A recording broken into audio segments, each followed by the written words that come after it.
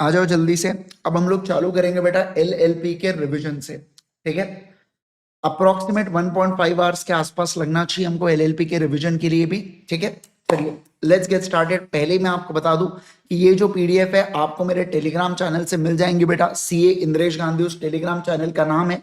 जब ये वीडियो खत्म हो जाएगा तो वीडियो के कमेंट सेक्शन के अंदर आपको इसके पीडीएफ के लिंक नजर आ जाएंगे। ठीक है, चलिए लेट्स गेट स्टार्टेड। दोस्तों मैं अगर बात करूं एलएलपी एक्ट 2008 के बारे में तो इसकी जो एप्लीकेबिलिटी है ये होल ऑफ इंडिया के ऊपर लगता है।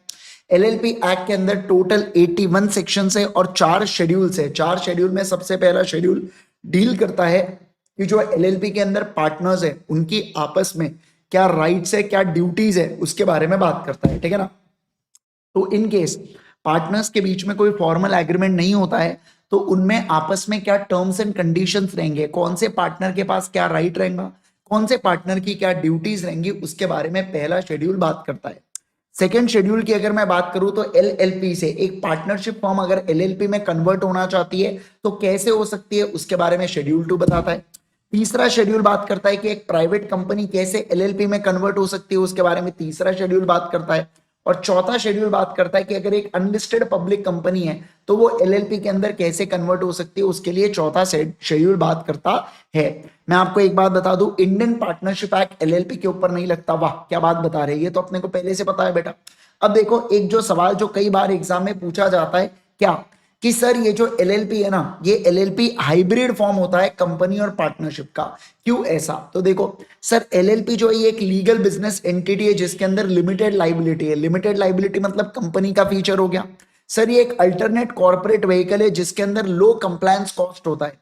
इसके अंदर सर फ्लेक्सिबिलिटी है इंटरनल स्ट्रक्चर को मैनेज करने की, मतलब कौन सा पार्टनर क्या करेगा, कौन सा पार्टनर क्या नहीं करेगा, ये सब चीजों को मैनेज करने की फ्लेक्सिबिलिटी होती है एलएलपी के अंतर्गत। ओके सर एलएलपी है ना वो अपने आप में समझना, itself will be liable for the full extent of assets and liability of the partners will be limited. Again ये बात हो गई किसकी, कंपनी की। तो देखो फ्लेक्सिबिलिटी लिया पार्टनरशिप का, क्या कहा मैंने, बोलो फ्लेक्सिबिलिटी लिया पार्टनरशिप का। और अगर मैं बात करूं आपके साथ लिमिटेड लाइबिलिटी लिए बेटा, किसकी, एलएलपी के लिए लिमिटेड लाइबिलिटी, इसलिए सॉरी एलएलपी बोल रहा हूं, कंपनी के लिए लिमिटेड लाइबिलिटी। तो इस सिचुएशन के अंदर मैं कहूंगा इसे हाइब्रिड फॉर्म बोला जाता है। क्या बोला जाता है, बोलो जल्दी से। इसे हम लोग हाइब्रिड फॉर्म कहते हैं। क्या कहते हैं, फटाफट बोलो, हाइब्रिड फॉर्म इसे कहा जाता है क्या? Yes sir. अब देखिए क्या, अब मैं डेफिनेशंस के ऊपर चलता हूं बेटा। डेफिनेशंस के अंदर क्या क्या बोला जा रहा है, सबसे पहला एड्रेस का मतलब क्या होता है। तो अगर कोई इंडिविजुअल है, पार्टनर है, तो उसका घर का एड्रेस। कोई बॉडी कॉर्पोरेट है तो जो भी उसका रजिस्टर्ड ऑफिस का एड्रेस है उसे अपन लोग एड्रेस कहते हैं। दूसरा body corporate. Sir body corporate के अंदर 4 बातें आती है एलएलपी में। कितनी बातें आती है एलएलपी में? 4 बातें। पहला सर देखो कंपनी जो इनकॉर्पोरेट हुई है इंडिया के अंदर। दूसरा कंपनी जो इनकॉर्पोरेट हुई है इंडिया के बाहर। तीसरा एलएलपी जो इनकॉर्पोरेट हुई है इंडिया के अंदर। चौथा एलएलपी जो इनकॉर्पोरेट हुई है इंडिया के बाहर। ये चारों चीजें कॉर्पोरेट, बॉडी कॉर्पोरेट बीसी में आते हैं। क्या बीसी में नहीं आते एलएलपी के केस में? तो कॉर्पोरेशन सोल। जैसे इंडिया में 1% कंपनी का कॉन्सेप्ट है बेटा, वैसे इंडिया के बाहर भी कोई कॉर्पोरेशन सोल का कॉन्सेप्ट है। तो ये जो कॉर्पोरेशन सोल है हम लोग उसको नहीं मानते, एलएलपी या बॉडी कॉर्पोरेट अपन नहीं मानते। दूसरा कोऑपरेटिव सोसाइटी को अगेन नहीं माना जाता है, क्या, बॉडी कॉर्पोरेट। और तीसरा जो भी सेंट्रल गवर्नमेंट नोटिफाई करे उसको भी अपन लोग बॉडी कॉर्पोरेट नहीं मानते। ओके, बिजनेस का मतलब होता है सर कोई भी ट्रेड, प्रोफेशन या सर्विस। ट्रेड में क्या होता है, गुड्स का लेन देन होता है ट्रेड में। प्रोफेशन में जैसे chartered accountant profession carry out करता है, और सर्विस जैसे रेस्टोरेंट वाले सर्विसेज देते हैं, बराबर। तो इन सब चीजों को अपन लोग क्या कहते हैं, बिजनेस कहते हैं। चार्टर्ड अकाउंटेंट मतलब जो इंडियन चार्टर्ड अकाउंटेंट्स एक्ट या चार्टर्ड अकाउंटेंट्स एक्ट 1949 के हिसाब से जो सीओ होता है और जिसके पास सीओपी है उसे चार्टर्ड अकाउंटेंट कहते हैं। डेजिग्नेटेड पार्टनर मतलब जो सेक्शन नंबर 7 के हिसाब से डीपी बना हुआ है। फाइनेंशियल ईयर का मतलब होता है सर ऐसा ईयर जो चालू होता है 1 अप्रैल से लेके एंड होता है 31 मार्च ऑफ द फॉलोइंग ईयर।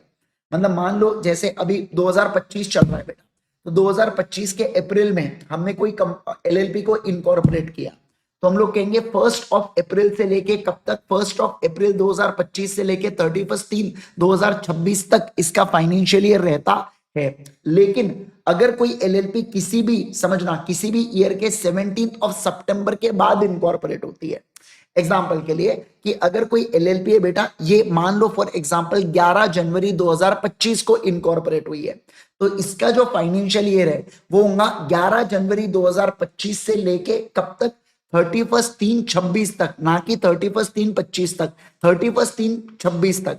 मान लो सर कोई एलएलपी है, वो एग्जाम्पल होती है 1 अक्टूबर 2025 को इनकॉर्पोरेट, तो उसका फाइनेंशियल ईयर होगा 1 अक्टूबर 25 से लेके 31/3/27 तक। समझ रहे क्या आप बात को? Of the next following year उसका फाइनेंशियल ईयर होता है। ये फर्स्ट फाइनेंशियल ईयर के बारे में इन्होंने बात की है, इस बात का ध्यान रखना। Got it everyone? क्या सभी लोगों को ये बातें समझ में आ रही है क्या? यस। अब फॉरेन एलएलपी का मतलब क्या होता है? फॉरेन एलएलपी मतलब ऐसी एलएलपी जो इनकॉर्पोरेट हुई है इंडिया के बाहर, बट जो धंधा करती है इंडिया के अंदर, उसे फॉरेन एलएलपी बोला जाता है। दूसरा, limited liability partnership. Limited liability partnership का मतलब होता है ऐसी एलएलपी जो बनी है और रजिस्टर्ड है इस एक्ट के अंतर्गत, यानी कि एलएलपी एक्ट 2008 के अंतर्गत। ओके सर, एलएलपी एग्रीमेंट का मतलब क्या होता है? एलएलपी एग्रीमेंट मतलब ऐसा रिटर्न एग्रीमेंट है, क्या है बोलो? एलएलपी एग्रीमेंट मतलब ऐसा रिटर्न एग्रीमेंट है जो पार्टनर्स और एलएलपी के बीच में होता है ना, या एलएलपी और उसके पार्टनर्स के बीच में होता है जनरली। क्यों? ताकि एक पार्टनर की क्या राइट है, दूसरे पार्टनर की क्या राइट है, उसके बारे में अपन लोगों को पता चल सके। समझे क्या आप बात को? तो पार्टनर्स में आपस में क्या राइट्स है, आपस में क्या ड्यूटीज है, आपस में क्या रिस्पॉन्सिबिलिटीज है, वो सब चीजें पता चलती है लप्पा से। किससे बोलो जल्दी से? लप्पा से, यानी कि एलएलपी पार्टनरशिप एग्रीमेंट से। ओके, नेम का मतलब क्या होता है? In relation to the partner of LLP, name का मतलब होता है इंडिविजुअल का नाम, मिडिल नेम, सरनेम, और उसके बाद बॉडी कॉर्पोरेट में जो भी उसका रजिस्टर्ड नेम है। पार्टनर का मतलब होता है partner in relation to LLP का मतलब होता है ऐसा पर्सन जो पार्टनर बना है एलएलपी में, और किसके अनुसार? एलएलपी एग्रीमेंट के अनुसार। रीजनल डायरेक्टर मतलब जो सेंट्रल गवर्नमेंट के द्वारा अपॉइंट होता है। रजिस्ट्रार ये भी सेंट्रल गवर्नमेंट के द्वारा अपॉइंट होते हैं। स्मॉल एलएलपी, ये इंपॉर्टेंट हो सकता है एमसीक्यू के लिए। स्मॉल एलएलपी मतलब ऐसी एलएलपी जिसके अंदर कॉन्ट्रीब्यूशन 25 लाख रुपए तक है। कॉन्ट्रीब्यूशन का मतलब होता है कैपिटल। क्या होता है बोलो? कैपिटल। तो सारे पार्टनर्स मिलके जो कैपिटल ला रहे हैं ना, अगर वो 25 लाख से नीचे है और एलएलपी का टर्नओवर 40 लाख से नीचे है, तो इस सिचुएशन के अंदर हम लोग क्या कहेंगे? इसे स्मॉल एलएलपी बोला जाता है। क्या बोला जाता है बोलो जल्दी से? इसे स्मॉल एलएलपी कहा जाता है, ठीक है ना। और अदर कंडीशन एज में प्रिस्क्राइब, एज ऑफ नाउ अगर मैं बात करूं तो कोई भी कंडीशन प्रिस्क्राइब्ड है क्या? नहीं सर, कोई भी कंडीशन प्रिस्क्राइब नहीं है, ठीक है। चलो अगला, ट्राइब्यूनल। ट्राइब्यूनल का मतलब होता है एनसीएलटी बेटा, जो कंपनीज एक्ट के तहत बना है उसे ही अपन लोग यहाँ पे बात की गई है ट्राइब्यूनल के फॉर्म में, उसी को यहाँ पे लिया गया है ट्राइब्यूनल के अंदर।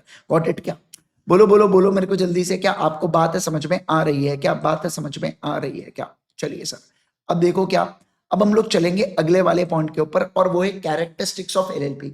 ये बड़े इजी टॉपिक है, इसके ऊपर से सवाल पूछना मुझे ऐसा लगता नहीं कि इंस्टीट्यूट पूछेंगे, बट ठीक है, जब अपन रिवीजन कर रहे हैं तो कभी भी फुल प्रूफ रिवीजन करना चाहिए, 100% रिवीजन करना चाहिए, ताकि अपने को किसी भी प्रकार का टेंशन नहीं ले भैया, सब कुछ अपन पढ़ के जा रहे हैं, ठीक है ना। आ जाओ, कैरेक्टरिस्टिक्स ऑफ एलएलपी क्या है? सबसे पहली बात तो एलएलपी एक बॉडी कॉर्पोरेट है। बॉडी कॉर्पोरेट का मतलब होता है ये एक एक्ट के तहत आती है एलएलपी, एक लीगल एंटिटी फॉर्म होती है। एलएलपी का अपने आप में एक अस्तित्व होता है, इसे बोला गया है बॉडी कॉर्पोरेट। क्या बोला जाता है बोलो? बॉडी। जैसे कंपनी एक बॉडी कॉर्पोरेट है, बट एक पार्टनरशिप फर्म बॉडी कॉर्पोरेट नहीं है बेटा, ठीक है ना। यस। अगला, परपेचुअल सक्सेशन। परपेचुअल सक्सेशन का मतलब होता है एलएलपी के अंदर जो पार्टनर्स है वो आते जाते रहेंगे, पर उससे एलएलपी के ऊपर कोई इंपैक्ट नहीं पड़ता है। मतलब आप एलएलपी को बंद नहीं करोगे जब तक लॉ उसे बंद नहीं करता, तब तक एलएलपी कंटिन्यू हो सकती है क्या? बिल्कुल हो सकती है सर। इसके अलावा सेपरेट लीगल एंटिटी, एलएलपी और उसको बनाने वाले पार्टनर्स दोनों अलग अलग होते हैं। एलएलपी की जो लाइबिलिटी है, एलएलपी अपने लाइबिलिटी के लिए जिम्मेवार होती है, बट उसका कितना एक्सटेंट है, तो जितने उसके पास असेट है उतनी उसकी लाइबिलिटी रहने वाली है क्या? हाँ सर, उतनी ही एलएलपी की लाइबिलिटी होती है। अब ये म्यूचुअल एजेंसी का पॉइंट थोड़ा सा हटके है बेटा, अभी तक तो क्या चीज है? पार्टनरशिप कंपनीज एक्ट वाली चीज है। अब ये जो म्यूचुअल एजेंसी है ना, देखो पार्टनरशिप के अंदर तो एक पार्टनर दूसरे पार्टनर का एजेंट होता था, पर यहाँ पे ऐसा नहीं है। यहाँ पे बोल के रखा है कि सारे जो पार्टनर्स है ना, वो एलएलपी के ही एजेंट होंगे। क्या बोला मैंने? बोलो। सारे जो पार्टनर्स है ना, वो एलएलपी के एजेंट होंगे। एक पार्टनर दूसरे पार्टनर का एजेंट होगा क्या? नहीं सर नहीं होगा। फिर से रिपीट कर दूं, एक पार्टनर दूसरे पार्टनर का एजेंट नहीं होगा। जैसे अल्टीमेट सीए एलएलपी है, तो मैं अल्टीमेट सीए का एजेंट हूं, पर मैं यहाँ पे मान लो एमवी सर के बिहाफ में डिसीजन ले सकता हूँ क्या? नहीं। क्या मैं यहाँ पे प्रणव सर के बिहाफ में डिसीजन ले सकता हूँ क्या? नहीं सर नहीं ले सकता। इसे बोला जाता है mutual agency in case of LLP. फिर एलएलपी एग्रीमेंट, एलएलपी एग्रीमेंट का मतलब होता है जितने भी पार्टनर्स के राइट्स एंड ड्यूटीज होते हैं वो एलएलपी एग्रीमेंट के द्वारा गवर्नड होते हैं। तो एलएलपी एग्रीमेंट के अंदर आपको क्या मिलेगा? राइट्स एंड ड्यूटीज के बारे में पता चलेगा, किसके? पार्टनर्स के बीच में और एलएलपी के बीच में। फिर है आर्टिफिशियल लीगल पर्सन। अब एलएलपी एक आर्टिफिशियल लीगल पर्सन है बेटा। मतलब क्या कि जैसे ये शादी नहीं कर सकती, ये ओथ पे नहीं जा सकती, इसको जेल में नहीं डाल सकते, but it's a kind of person. ये प्रॉपर्टी खरीद सकते हैं, बैंक अकाउंट ओपन कर सकते हैं, इसलिए इसे आर्टिफिशियल लीगल पर्सन बोला गया है। ओके, अगला फिर आता है बेटा कॉमन सील।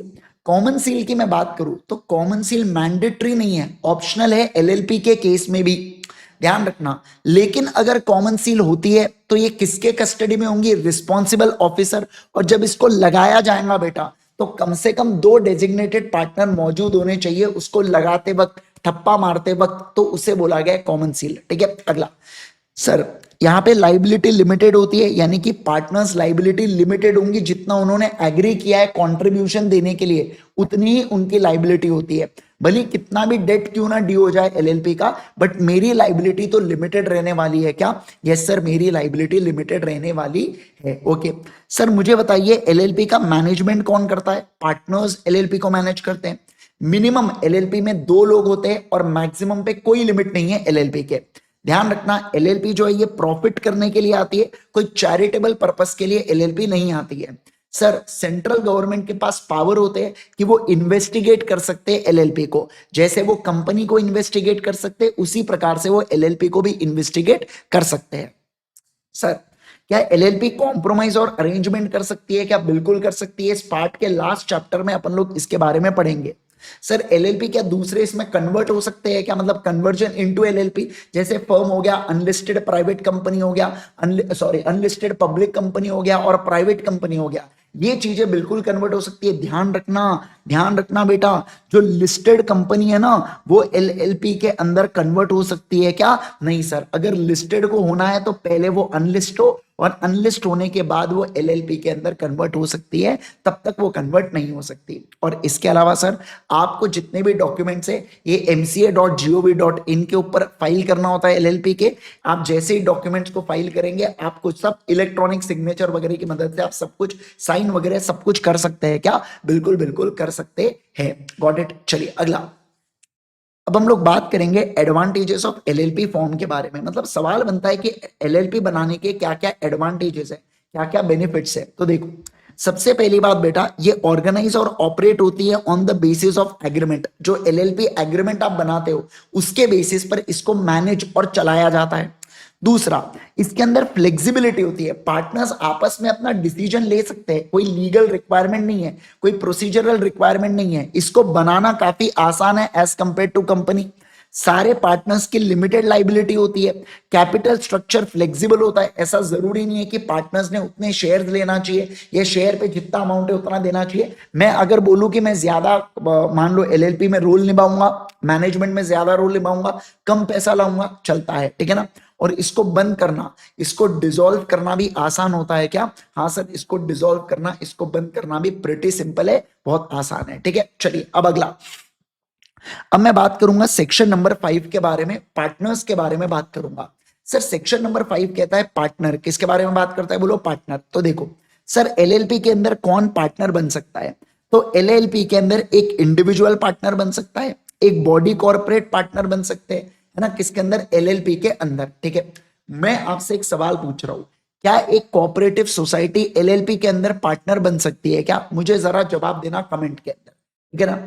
चलो जल्दी से जवाब दो मुझे कमेंट के अंदर, क्या एक बॉडी कॉर्पोरेट सॉरी क्या एक कोऑपरेटिव सोसाइटी, क्या एक कोऑपरेटिव सोसाइटी बन सकती है क्या पार्टनर? नहीं। क्या एक HUF बन सकता है क्या पार्टनर? तो इसका जवाब भी है सर, नहीं बन सकता। अब आप बोलोगे क्यों? क्योंकि HUF बॉडी कॉर्पोरेट में नहीं आता ना, और कोऑपरेटिव सोसाइटी भी बॉडी कॉर्पोरेट में नहीं आती है, तो दोनों चीजें LLP के अंदर पार्टनर बन पाएंगे क्या? नहीं बन पाएंगे। समझे क्या आप बात को? यस सर, एक पार्टनरशिप फर्म LLP के अंदर पार्टनर बन सकती है क्या? नहीं बन सकती, क्योंकि पार्टनरशिप फर्म भी BC हुई क्या? नहीं सर, नहीं हुई। तो देखो BC में 4 ही लोग आते हैं ना, LLP कंपनी कंपनी, समझे क्या बात को? फिर incorporated India, incorporated outside India, तो बस इतने ही लोग बन सकते हैं पार्टनर। ध्यान रखना, एक इंडिविजुअल जो है ना वो पार्टनर नहीं बन पाएंगे LLP में, अगर 3 केसेस, अगर 3 प्रकार की सिचुएशन हो जाती है। तो पहला, अगर कोर्ट के द्वारा उनको अनसाउंड डिक्लेयर कर दिया जाता है, मतलब कोर्ट बोलता है कि ये इंसान पागल हो चुका है, जो जिस इंसान को कोर्ट ने पागल बोल दिया, अनसाउंड बोल दिया बेटा, तो समझ जाना बात को, वो LLP के अंदर पार्टनर नहीं बन सकता। सर, अगर कोई व्यक्ति का दिवाला निकल गया है, वो अनडिस्चार्ज इंसॉल्वेंट है, डिस्चार्ज इंसॉल्वेंट होता तो वो बन सकता है, पर अनडिस्चार्ज मतलब जिसकी अभी तक जिसने लाइबिलिटी पे नहीं किया और उसे कोर्ट ने अनडिस्चार्ज इंसॉल्वेंट डिक्लेयर किया है, तो वो पार्टनर नहीं बन सकता। और ऐसा व्यक्ति जिसने खुद ने अर्जी लगाई है कोर्ट के पास, किस बारे में? कि मुझे इंसॉल्वेंट डिक्लेयर कर दो, और उसकी अर्जी अगर पेंडिंग है, तो इस सिचुएशन के अंदर वो फिर से पार्टनर नहीं बन सकता। तो मैंने कहा तीनों में से कोई भी कंडीशन सेटिस्फाई हो जाए, एक इंडिविजुअल क्या नहीं बन सकता? पार्टनर नहीं बन सकता। पहला, अनसाउंड माइंड, दूसरा अनडिस्चार्ज इंसॉल्वेंट, तीसरा जिसने खुद ने अप्लाई किया है कि मुझे क्या कर दो, मुझे डिक्लेयर कर दो इंसॉल्वेंट, और उसकी एप्लीकेशन पेंडिंग है। किसके पास पेंडिंग है? पेंडिंग है बेटा कोर्ट के पास। तो इस सिचुएशन के अंदर वो नहीं बन सकता पार्टनर LLP के अंतर्गत। अब देखो, क्या मिनिमम नंबर ऑफ पार्टनर्स, कम से कम 2 पार्टनर्स होने चाहिए, और अगर समझना किसी भी LLP में 2 से नीचे पार्टनर गया, मतलब एक और 6 महीने से ज्यादा अगर वो एक पार्टनर बेटा बिजनेस को चलाता है, तो वो पार्टनर पर्सनली लायबल हो जाता है। क्या कहा मैंने? बोलो, 6 महीने से ज्यादा अगर वो इंडिविजुअल पर्सन LLP को चलाता है, तो वो पर्सन पर्सनली लायबल हो जाता है। क्या कहा मैंने? बोलो, पर्सनली लायबल हो जाता है। Got it? सभी लोगों को ये बातें समझ में आ रही है क्या?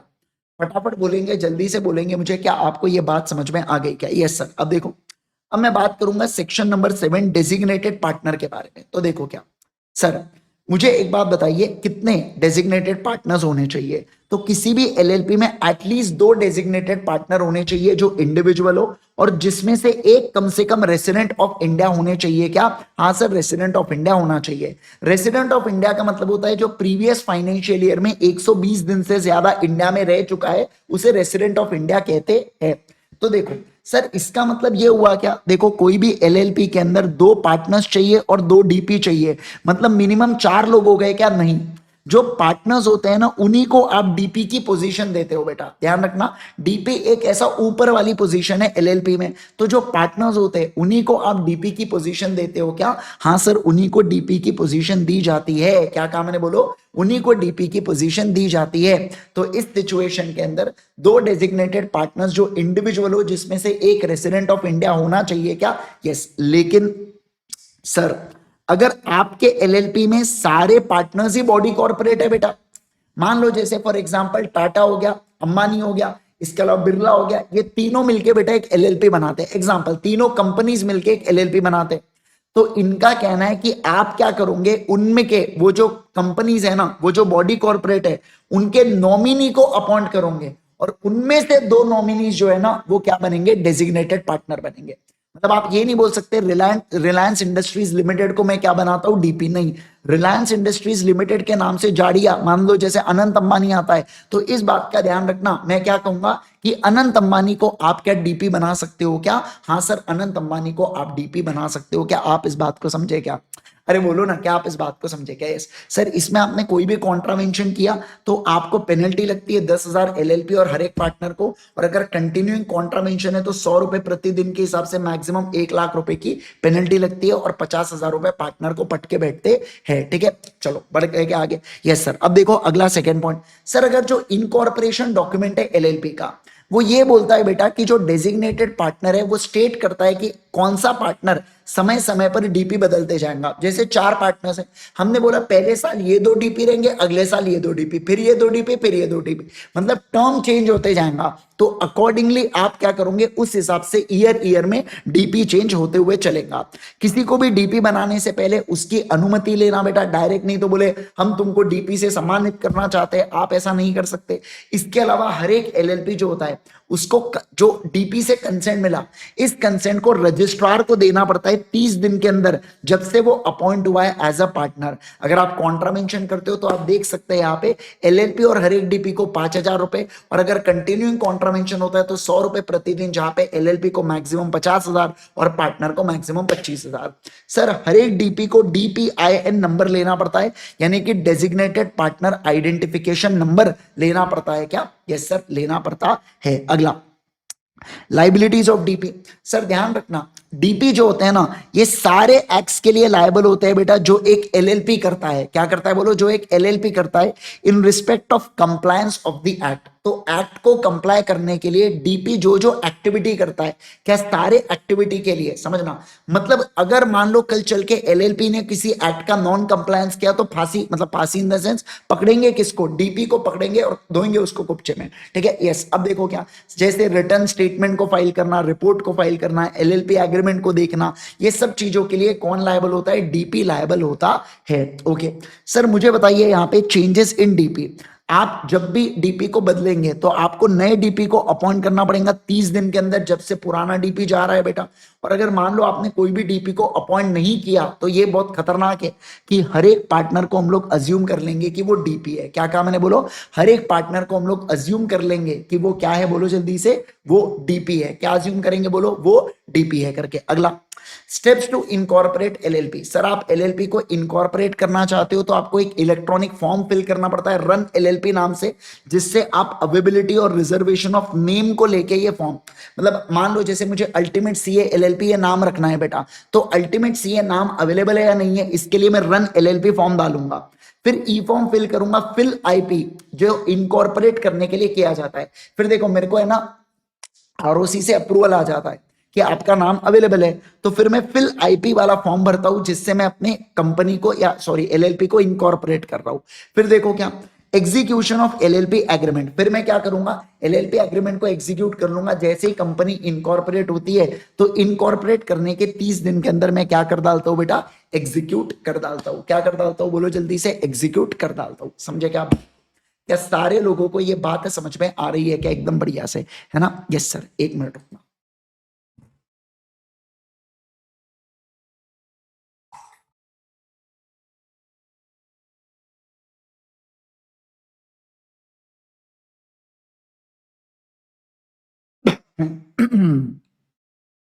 यस, चलो क्या अब आगे बढ़े क्या?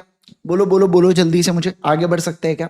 यस, चलिए दोस्तों, अब मैं अगर बात करूं आप लोगों के साथ सेक्शन नंबर 11 के ऊपर, अपन लोग क्या करेंगे? सेक्शन नंबर 11 के ऊपर जाते हैं, जो बात करता है इनकॉर्पोरेशन ऑफ एलएलपी को लेके, कि आप एक एलएलपी को कैसे इनकॉर्पोरेट करोगे। तो देखो इनका क्या कहना है, दो या दो से ज्यादा पर्सन जो एक दूसरे के साथ एसोसिएट होना चाहते हैं, जैसे अल्टीमेट सीए में हम 7 पार्टनर्स बेटा एक दूसरे के साथ एसोसिएट होना चाहते थे, तो हम साथ में, सभी लोग ध्यान रखना, जो एसोसिएट होना चाहते हैं और बिजनेस करना चाहते हैं, ये सब्सक्राइब करेंगे अपने नाम को इनकॉर्पोरेशन डॉक्यूमेंट को। मतलब हमें क्या करना पड़ेगा सर?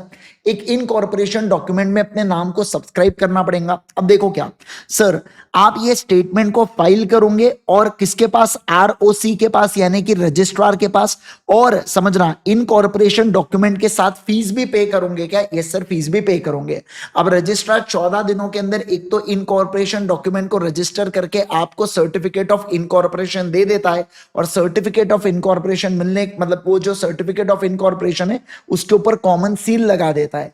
रजिस्ट्रार ने जिस समय कॉमन सील लगा दिया, वो अपने आप में कंक्लूसिव, कंक्लूसिव का मतलब क्या होता है? फाइनल एविडेंस आपको मिल जाता है। किस बात का फाइनल एविडेंस आपको मिलता है? कि सर ये एलएलपी इनकॉर्पोरेट हो चुकी है। क्या हो चुकी है? बोलो, ये एलएलपी इनकॉर्पोरेट हो चुकी है। डन है क्या? Yes sir. अब ध्यान दो सर, ये इनकॉर्पोरेशन डॉक्यूमेंट के अंदर क्या क्या होगा? तो याद करो, पार्टनरशिप में आप जो जो चीजें पढ़ते थे पार्टनरशिप डीड के अंदर, पढ़ा कहा है सर हमने पार्टनरशिप फाउंडेशन में। चलो देखो, आपने एलएलपी के अंदर क्या क्या चीजें लीजिए, एलएलपी का नाम देना है, एलएलपी क्या क्या धंधा करना चाहती है, एलएलपी का एड्रेस क्या है, रजिस्टर्ड ऑफिस का नाम और एड्रेस क्या है, पार्टनर्स का नाम और एड्रेस क्या है, डेजिग्नेटेड पार्टनर का, ये पूरी इंफॉर्मेशन आपको देना पड़ता है इनकॉर्पोरेशन डॉक्यूमेंट के अंदर। सर स्टेटमेंट कौन सा फाइल करना पड़ता है, तो देखो स्टेटमेंट आपको देना पड़ता है एडवोकेट सीए, सीएस या सीए में से, और ऐसा कोई भी एक व्यक्ति जिसने सब्सक्राइब किया है इन कॉर्पोरेशन डॉक्यूमेंट को। मतलब सर ये जो लोग हैं ना, उनमें से कोई भी एक व्यक्ति डॉक्यूमेंट्स देगा कि हमने एक्ट के सारी रिक्वायरमेंट्स को कंप्लाई किया है।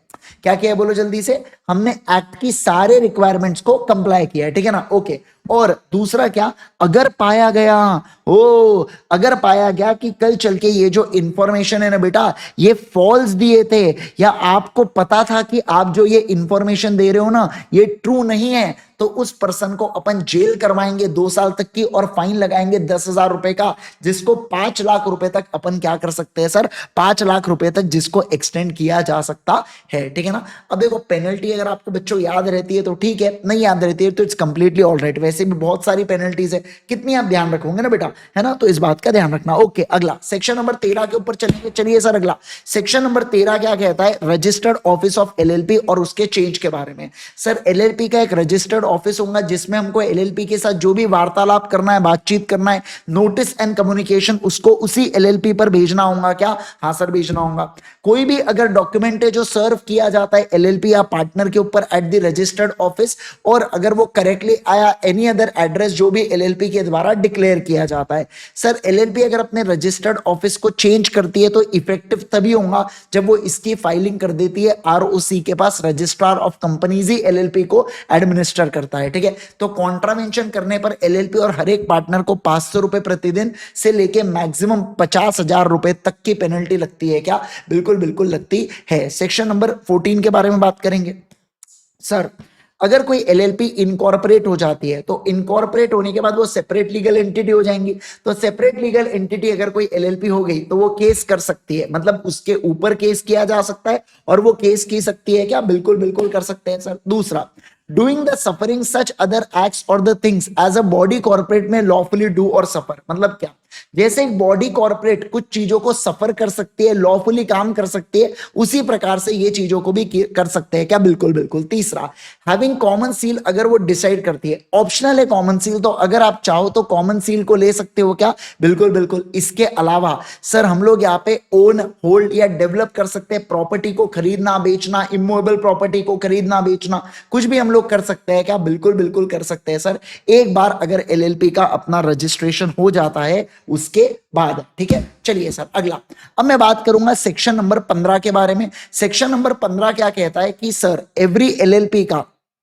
समझना, हर एक एलएलपी का जो भी नाम होगा, जैसे अल्टीमेट सीए, अल्टीमेट सीए नाम है तो अल्टीमेट सीए के आगे आप लिमिटेड लाइबिलिटी पार्टनरशिप लिखोगे या आप एलएलपी लिखोगे। क्या लिखोगे बोलो, या आप एलएलपी लिखेंगे। समझे क्या आप बात को, यस सर, ठीक है। अगला सर, लेकिन एक बात का ध्यान रखना। क्या, किस बात का ध्यान रखना, कि कोई भी एलएलपी है ना वो इस रजिस्टर, समझना, वो ऐसे नाम से रजिस्टर नहीं हो सकती जो सेंट्रल गवर्नमेंट को लगे कि ये नाम बहुत ही अनडिजायरेबल है। जैसे छोटा एलएलपी, मोदी चाय वाला एलएलपी, आप ऐसी कंपनी खोल रहे हो बेटा, ऐसा नहीं चलेगा। या जो बहुत ज्यादा आइडेंटिकल है, आइडेंटिकल का मतलब होता है सेम सेम, बहुत ज्यादा सेम है किसी दूसरी एलएलपी या कंपनी से जो भी रजिस्टर्ड ट्रेडमार्क है ये उससे, तो इस सिचुएशन के अंदर अगर इनसे बहुत ज्यादा सिमिलर है तो आप ऐसा, जैसे रिलायंस एलएलपी, जैसे टाटा एलएलपी आप नहीं खोल सकते क्योंकि ये दूसरी कंपनी या एलएलपी से आइडेंटिकल है। समझे क्या आप बात को, बोलो मुझे जल्दी से, क्या आप बात को समझ पा रहे हैं क्या? यस सर, एकदम बढ़िया से समझ रहे हैं। सर मुझे बताओ, अगर कोई एलएलपी कोई पार्टनरशिप फर्म से, पार्टनरशिप फर्म के नेम से बहुत ज्यादा आइडेंटिकल होता है तो इस सिचुएशन के अंदर आप जरा एक बात बताओ सर, आप खुद बताओ, क्या वो उस केस के अंदर ये एप्लीकेबल होगा क्या नहीं होगा? सर पार्टनरशिप फर्म के किसी नाम से अगर हमारी एलएलपी मैच हो जाती है तो चलता है क्या? बिल्कुल बिल्कुल चल जाता है। ठीक है, चलिए सर अगला। अब मैं चलूंगा रिजर्वेशन ऑफ नेम के लिए। जब भी मैं कोई एलएलपी को किसी नाम से ओपन करना चाहता हूं तो उस नाम की अर्जी में रजिस्ट्रार को डाल दूंगा और रजिस्ट्रार मुझे अप्रूवल दे देंगे और 3 महीनों के लिए रजिस्ट्रार उस नाम को रोक के रखेगा। मतलब क्या, मैंने अर्जी डालने के बाद रजिस्ट्रार कहेगा मैं 3 महीने के लिए नाम को रिजर्व करके रखता हूं तुम्हारे नाम से, तुम अगर इनकॉर्पोरेट कर रहे हो तो ठीक है। उसके बाद अगर कोई दूसरा व्यक्ति आ जाता है जो अल्टीमेट सीए का नाम मांगता है तो हम उसको दे देंगे क्या? हाँ सर, बिल्कुल बिल्कुल दे देंगे। ठीक है, अब देखो, अब वेरी इंपॉर्टेंट सेक्शन नंबर 17, देखिए क्या कह रहा है। LLP on the first registration, क्या बोला, बोलो जल्दी से। LLP on the first registration या on the registration by a new body corporate is registered by the name। मतलब LLP जब इनकॉर्पोरेट होती है वो इस नाम से इनकॉर्पोरेट होती है जिसका नाम दूसरे LLP या कंपनी से मिलता जुलता है, या कोई रजिस्टर्ड ट्रेडमार्क, मतलब ट्रेडमार्क ले रखा है किसी कंपनी ने या किसी प्रोपराइटर ने, उस नाम से मिलता जुलता है। जैसे हल्दीराम का ट्रेडमार्क है, मैं हल्दीराम LLP खोल दिया बेटा, चलेगा क्या? नहीं चलेगा। समझ रहे आप बात को? तो वो जो दूजा व्यक्ति है ना, वो जो दूजा व्यक्ति है बेटा, जो दूसरा पर्सन है, वो जब से मेरी LLP खुली है वहां से 3 साल के अंदर वो दूसरा पर्सन सेंट्रल गवर्नमेंट को अर्जी लगा सकता है, और सेंट्रल गवर्नमेंट मुझे डायरेक्शन देगा कि 3 महीने के अंदर आप नाम को चेंज करो। क्या कहा मैंने, बोलो, समझो। जैसे देखो, मैंने 2020 में LLP खोला, तो ये जो दूसरी कंपनी LLP या रजिस्टर्ड ट्रेडमार्क है, ये 2023 तक बेटा क्या डाल सकता है? एप्लीकेशन डाल सकता है सेंट्रल गवर्नमेंट को, और सेंट्रल गवर्नमेंट मेरे को अर्जी डालेंगी कि आप क्या करो, नाम को चेंज करो। और ये जो नाम को चेंज करना है ना, आप कितने समय में करोगे? 3 महीने के अंदर आपको नाम को चेंज करना है। कितने समय के अंदर करोगे? 3 महीनों के अंदर नाम को चेंज करना है, या नया नाम हम आपको अलॉट कर देंगे अगर आपने नहीं किया तो। देखो, अब उसके अंदर ऐसा होता है, आपने नाम को चेंज कर लिया तो 15 दिन में इन्फॉर्म करो, तो 30 दिन के अंदर रजिस्ट्रार जो आपको नया सर्टिफिकेट देंगे। मान लो सर आपने कंप्लाई नहीं किया तो सेंट्रल गवर्नमेंट खुद आपको नया नाम दे देंगी, फिर आप चाहे तो बाद में उसको चेंज कर सकते हो क्या? हाँ सर, बिल्कुल बिल्कुल आप उसको बाद में चेंज कर सकते हैं। ठीक है, चलिए सर, अब मैं बात करूंगा सेक्शन नंबर 22 के बारे में, जहां पे हम लोग देखने वाले eligibility to be a partner in LLP। किसके बारे में बात करेंगे, बोलो? अगर आप एलिजिबल होना चाहते हो as a partner in LLP, उसके बारे में सर हम लोग यहाँ पे बात करेंगे क्या? बिल्कुल बिल्कुल यहाँ पे देखेंगे। ठीक है ना, चलिए सर, आओ यहाँ पे ध्यान दो क्या बोला जा रहा है। सर, एक पार्टनर कब एलिजिबल होता है? क्या कहा मैंने, बोलो? एक पार्टनर कब एलिजिबल होता है? क्या कब वो एलिजिबल होता है पार्टनर बनने के लिए? 1 मिनट रुकना थोड़ा सा। हाँ, ओके। एक पार्टनर कब एलिजिबल होता है पार्टनर बनने के लिए, उसके बारे में पढ़ेंगे। तो देखो सर, ऐसा पर्सन जो इनकॉर्पोरेशन डॉक्यूमेंट को सब्सक्राइब करता है वो एलिजिबल है पार्टनर बनने के लिए। या दूसरे पर्सन भी पार्टनर बन सकते हैं जो भी लप्पा लप्पा मतलब LLP एग्रीमेंट के अंदर दे के रखा है, उसके हिसाब से दूसरे लोग भी पार्टनर बन सकते हैं क्या? बिल्कुल बिल्कुल बन सकते हैं सर, कोई उसके अंदर दोहराए नहीं है, कोई उसके अंदर प्रॉब्लम नहीं है। तो कोई भी व्यक्ति, क्या कहा मैंने, बोलो? कोई भी व्यक्ति सर यहाँ पे पार्टनर बन सकता है LLP के अंदर जिसने सब्सक्राइब किया है या LLP एग्रीमेंट के अनुसार। अब देखो sir, relationship of partners, partners का रिलेशंस क्या है LLP के अंदर? तो जितनी भी म्यूचुअल राइट्स एंड ड्यूटीज है कि एक पार्टनर का क्या राइट है, क्या रिस्पॉन्सिबिलिटी है, तो ये सब चीजें डिपेंड करती है LLP एग्रीमेंट के ऊपर। LLP एग्रीमेंट और उसके जो चेंजेस है आपको समय समय पर ROC को फाइल करना पड़ेगा। अगर मान लो कोई भी एग्रीमेंट आपने राइटिंग में किया था जिसके कारण मतलब मान लो कोई ऐसा एग्रीमेंट है जो LLP बनने से पहले पार्टनर्स ने किया था राइटिंग में, और बाद में उस एग्रीमेंट को आप रेटिफाई कर लेते हो, यानी कि LLP अप्रूव कर लेता है। देखो, पार्टनरशिप कंपनी में ऐसा अलाउड नहीं है, बट LLP में अलाउड है अगर सारे पार्टनर्स इसको एग्री करते हैं तो।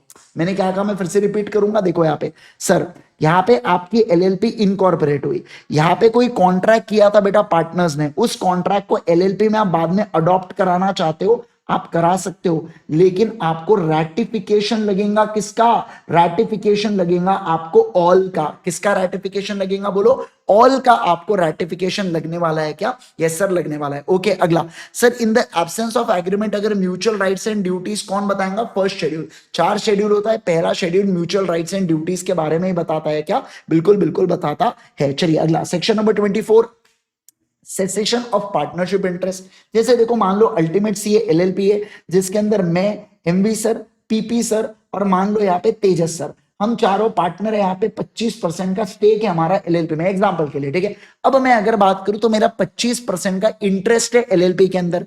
तो मेरा ये समझना बात को, तो एक पार्टनर का इस एलएलपी के अंदर इंटरेस्ट कब सीज होता है? तो जब एक पार्टनर की मृत्यु होती है, यानी कि डेथ के केस में। दूसरा, ये एलएलपी डिसॉल्व होती है, या अगर मान लो पार्टनर को इंसॉल्वेंट डिक्लेयर कर दिया, या पार्टनर ने अप्लाई किया कोर्ट को कि मुझे इंसॉल्वेंट डिक्लेयर कर दो, या वॉलेंट्री मतलब एलएलपी एग्रीमेंट के अनुसार कोई पार्टनर अगर रिटायर हो रहा है, एलएलपी से जा रहा है, तो वो उसका इंटरेस्ट सीज हो जाएगा क्या? यस। और मान लो सर एलएलपी एग्रीमेंट में नहीं है, तो मैं बाकी पार्टनर्स को रिटर्न नोटिस दे सकता हूं 30 दिन का, कि मैं 30 दिन के बाद एलएलपी को छोड़ के जा रहा हूं।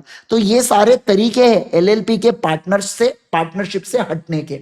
कौन से बोलो? डेथ हो गया, डिसोल्यूशन ऑफ एलएलपी, एलएलपी बंद हो गई, पार्टनर इंसॉल्वेंट हो गया, या मान लो पार्टनर ने इंसॉल्वेंसी के लिए अप्लाई किया, या वो वॉलेंट्री छोड़ के जा रहा है, या एग्रीमेंट के अनुसार छोड़ के जा रहा है, 30 दिन का नोटिस उसको देना पड़ेगा क्या? हाँ सर, देना पड़ेगा। अगला, liability of a partner who ceases to be the partner या फॉर्मर पार्टनर। मतलब क्या कि अगर मान लो मैं अल्टीमेट सी एलएलपी को छोड़ के चले जाता हूं, तो मैं फॉर्मर पार्टनर बन जाऊंगा। तो फॉर्मर पार्टनर का क्या लाइबिलिटी रहने वाली है? तो मेरी लाइबिलिटी क्या रहेंगी? तो ध्यान रखना, जिस समय मैं पार्टनर था, क्या कहा मैंने? बोलो, उस समय के एक्ट्स के लिए मेरी लाइबिलिटी बनी रहेंगी। जैसे देखो सर, यहाँ पे A B C D 4 partners, ये एबीसी करके 4 पार्टनर्स थे, यहाँ पे ए छोड़ के जा रहा है, तो इस समय के एक्ट्स के लिए ए की रिस्पॉन्सिबिलिटी रहती है क्या? बिल्कुल बिल्कुल रहती है। समझे क्या बात को?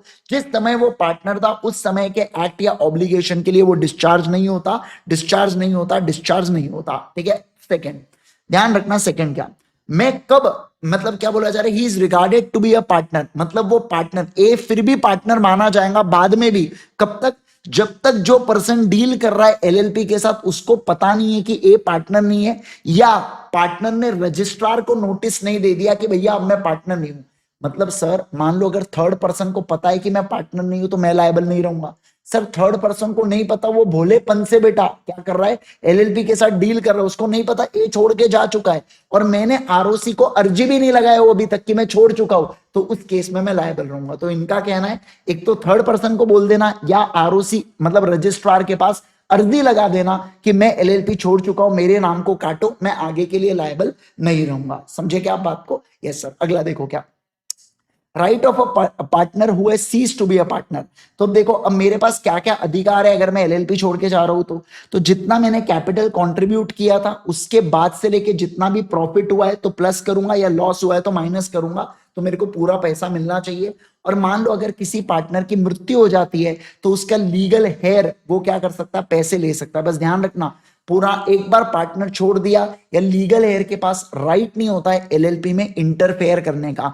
मतलब मैं मैनेजमेंट में पार्ट ले पाऊंगा क्या उसके बाद? नहीं सर, नहीं ले पाऊंगा। अगला, contribution in the form by the partners. मतलब सर पार्टनर जो कैपिटल लाते हैं वो कौन से फॉर्म में लाते हैं? वो tangible asset, intangible asset, movable, immovable, किसी भी असेट में, कैश फॉर्म में, किसी भी इसमें ला सकते हैं क्या? बिल्कुल बिल्कुल ला सकते हैं। ऑब्लिगेशन टू कंट्रीब्यूट, ध्यान रखना सर एलएलपी एग्रीमेंट के अनुसार जो आपका ऑब्लिगेशन है उतना आपको पैसा कंट्रीब्यूट करना ही पड़ेगा।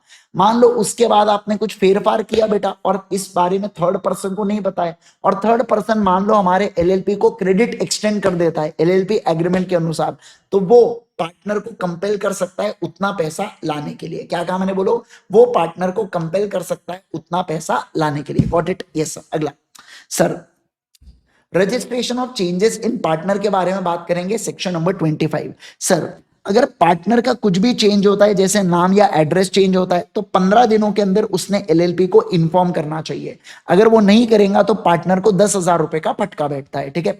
अब जो एलएलपी है बेटा, वो उस नोटिस को डेजिग्नेटेड पार्टनर साइन करके ऑथेंटिकेट और प्रिस्क्राइब फीस के साथ भेज देता है बेटा। किसको किसको भेज देता है? आरओसी को भेज देता है। अगर इनकमिंग पार्टनर है तो इनकमिंग पार्टनर का भी साइन और कंसेंट लिया जाता है और वो आरओसी को दे दिया जाता है। अब समझना, 30 दिन के अंदर जब से पुराना पार्टनर सीज हुआ है या नाम चेंज हुआ है, आरओसी के पास फाइल कर दिया जाती है चीजें, और आरओसी उसके अंदर चेंजेस कर देंगी क्या? बिल्कुल बिल्कुल चेंजेस कर देंगी। सर अब देखो सर, अगर कोई पार्टनर जो छोड़ रहा है एलएलपी को, उसके पास रीजन टू बिलीव है कि एलएलपी ने ना ये जो इंफॉर्मेशन है ये आरओसी को नहीं दिया होगा, तो वो खुद फाइल कर सकता है क्या? वो खुद फाइल कर सकता है और रजिस्ट्रार को बोल सकता है, और फिर रजिस्ट्रार को बोल सकता है मैं छेड़ चुका हूं।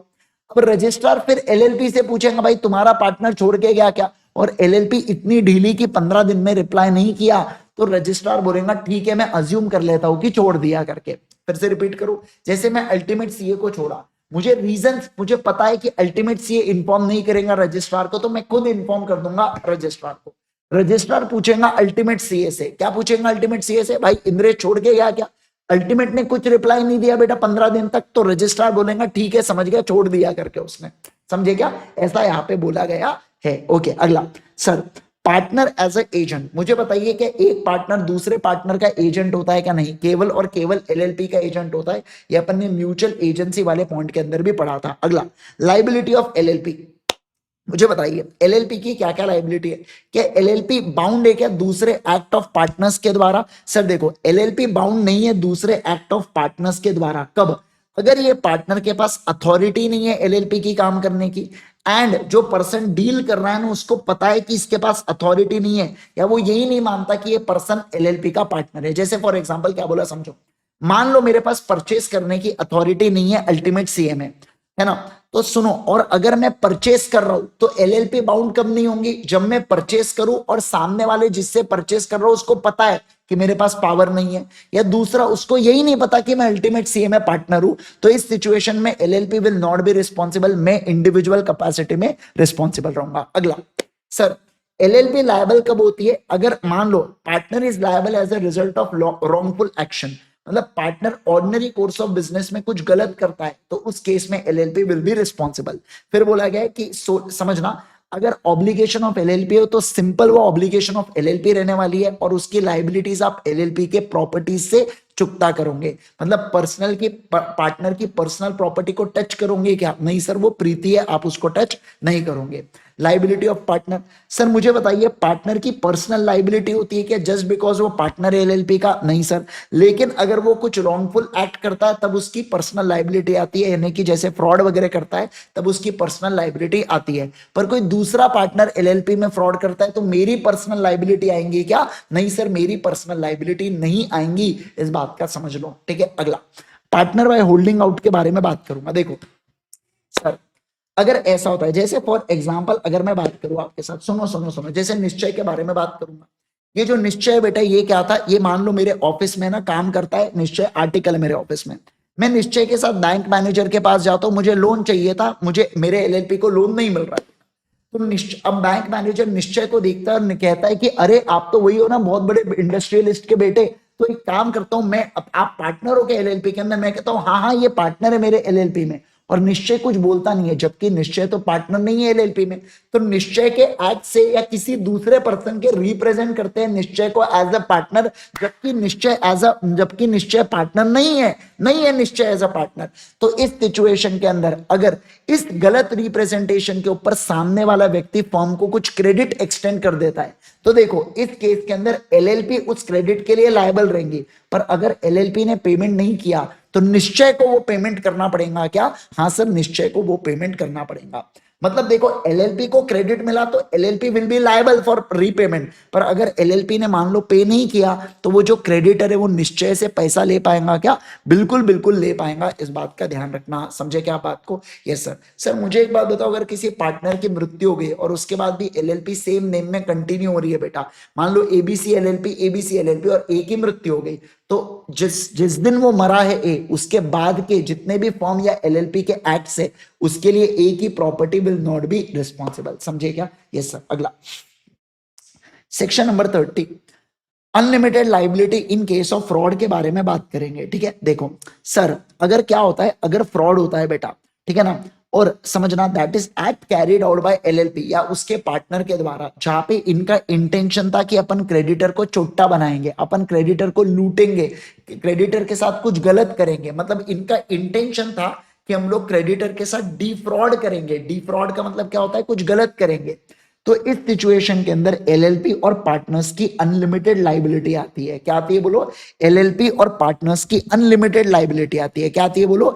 एलएलपी और पार्टनर्स की अनलिमिटेड लाइबिलिटी आती है इस सिचुएशन के अंदर। ओके अगला, सर देखो अगर in case fraudulent act is carried out by partner तो एलएलपी भी लायबल होता है सेम एक्सटेंट पे। हाँ, लेकिन अगर ये प्रूफ कर दिया जाए कि ये जो एक्ट है ये एलएलपी के विदाउट अथॉरिटी या नॉलेज के कारण हुआ है तो sole person will be responsible.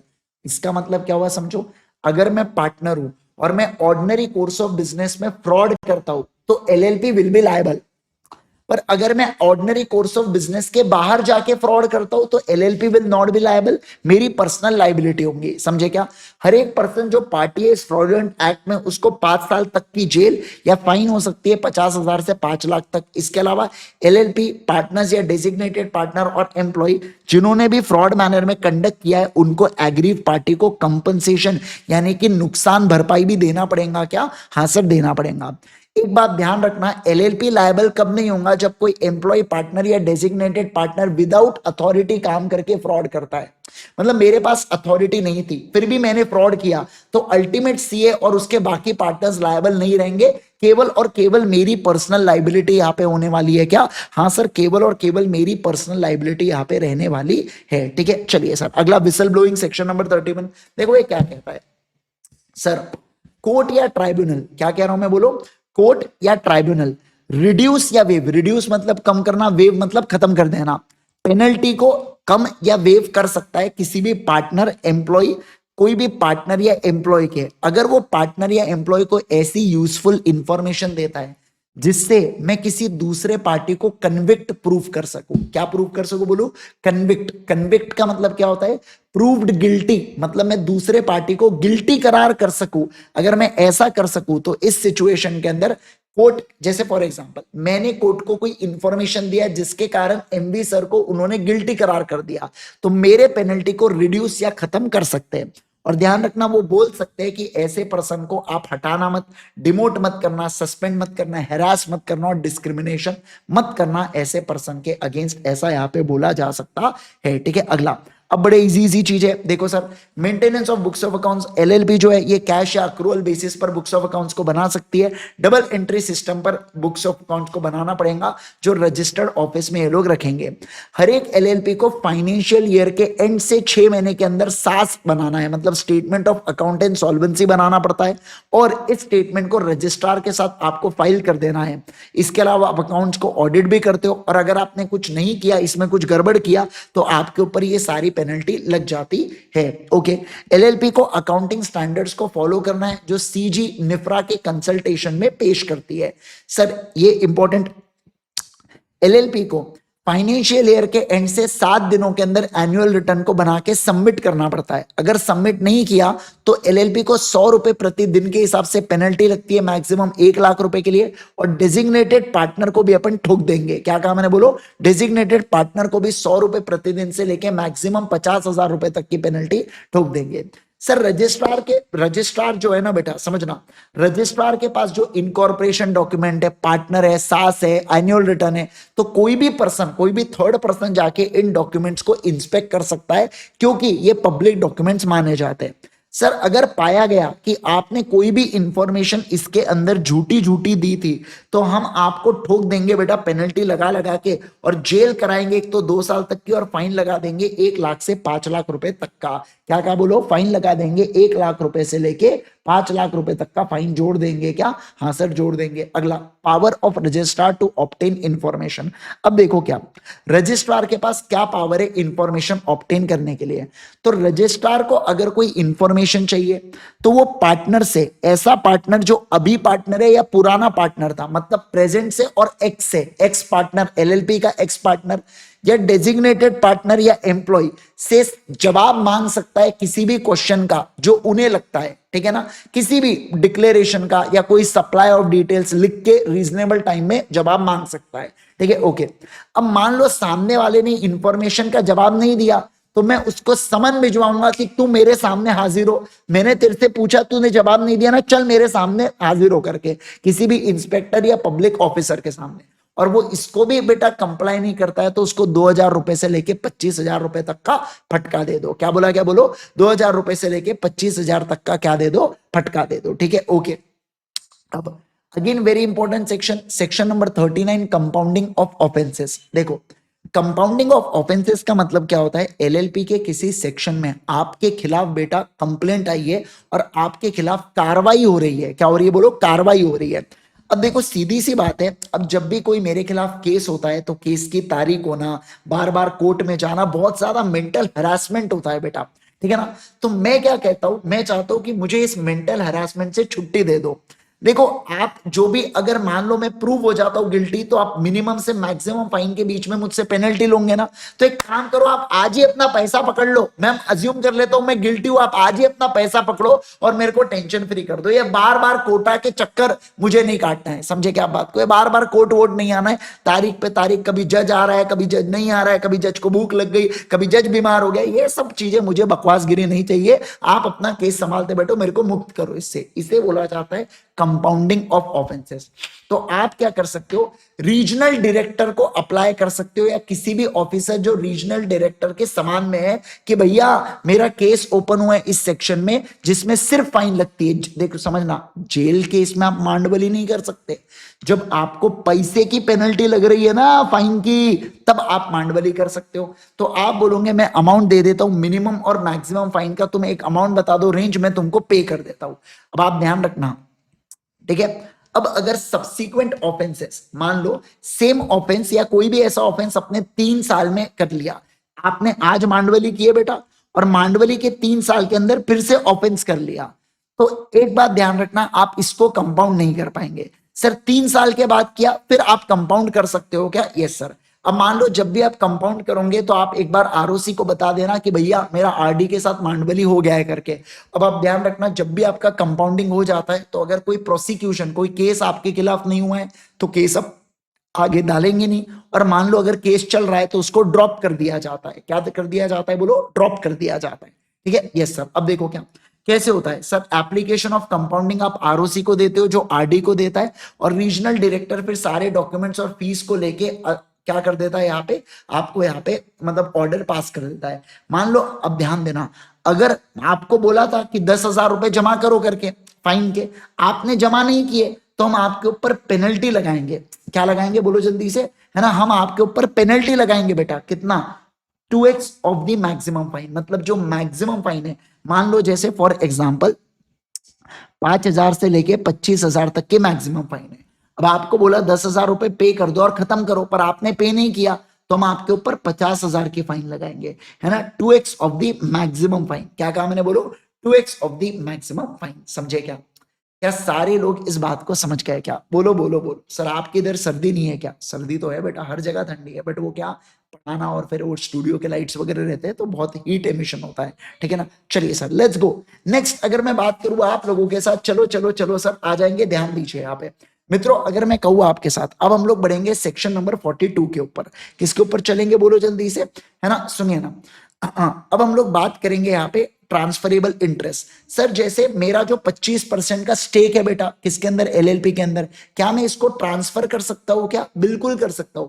तो एक पार्टनर अपने share of profits and losses को 25% को, हो सकता है मैं 10% बेचूं, 20% बेचूं, पूरा 25% बेच दूं, कोई फर्क नहीं पड़ता। अब ध्यान रखना, किसी भी ट्रांसफर ऑफ राइट से, मान लो मैंने अपना 25% बेचा, इसका मतलब एलएलपी डिसॉल्व हो गई क्या? नहीं सर, नहीं होती। एलएलपी वाउंड अप नहीं होती, इस बात का ध्यान रखना। इसके अलावा मैंने जिसको अपना स्टेक बेचा है, वो पार्टनर, वो व्यक्ति, पार्टनर नहीं, वो ट्रांसफर ही मेरे एलएलपी में मच कर सकता है क्या? नहीं।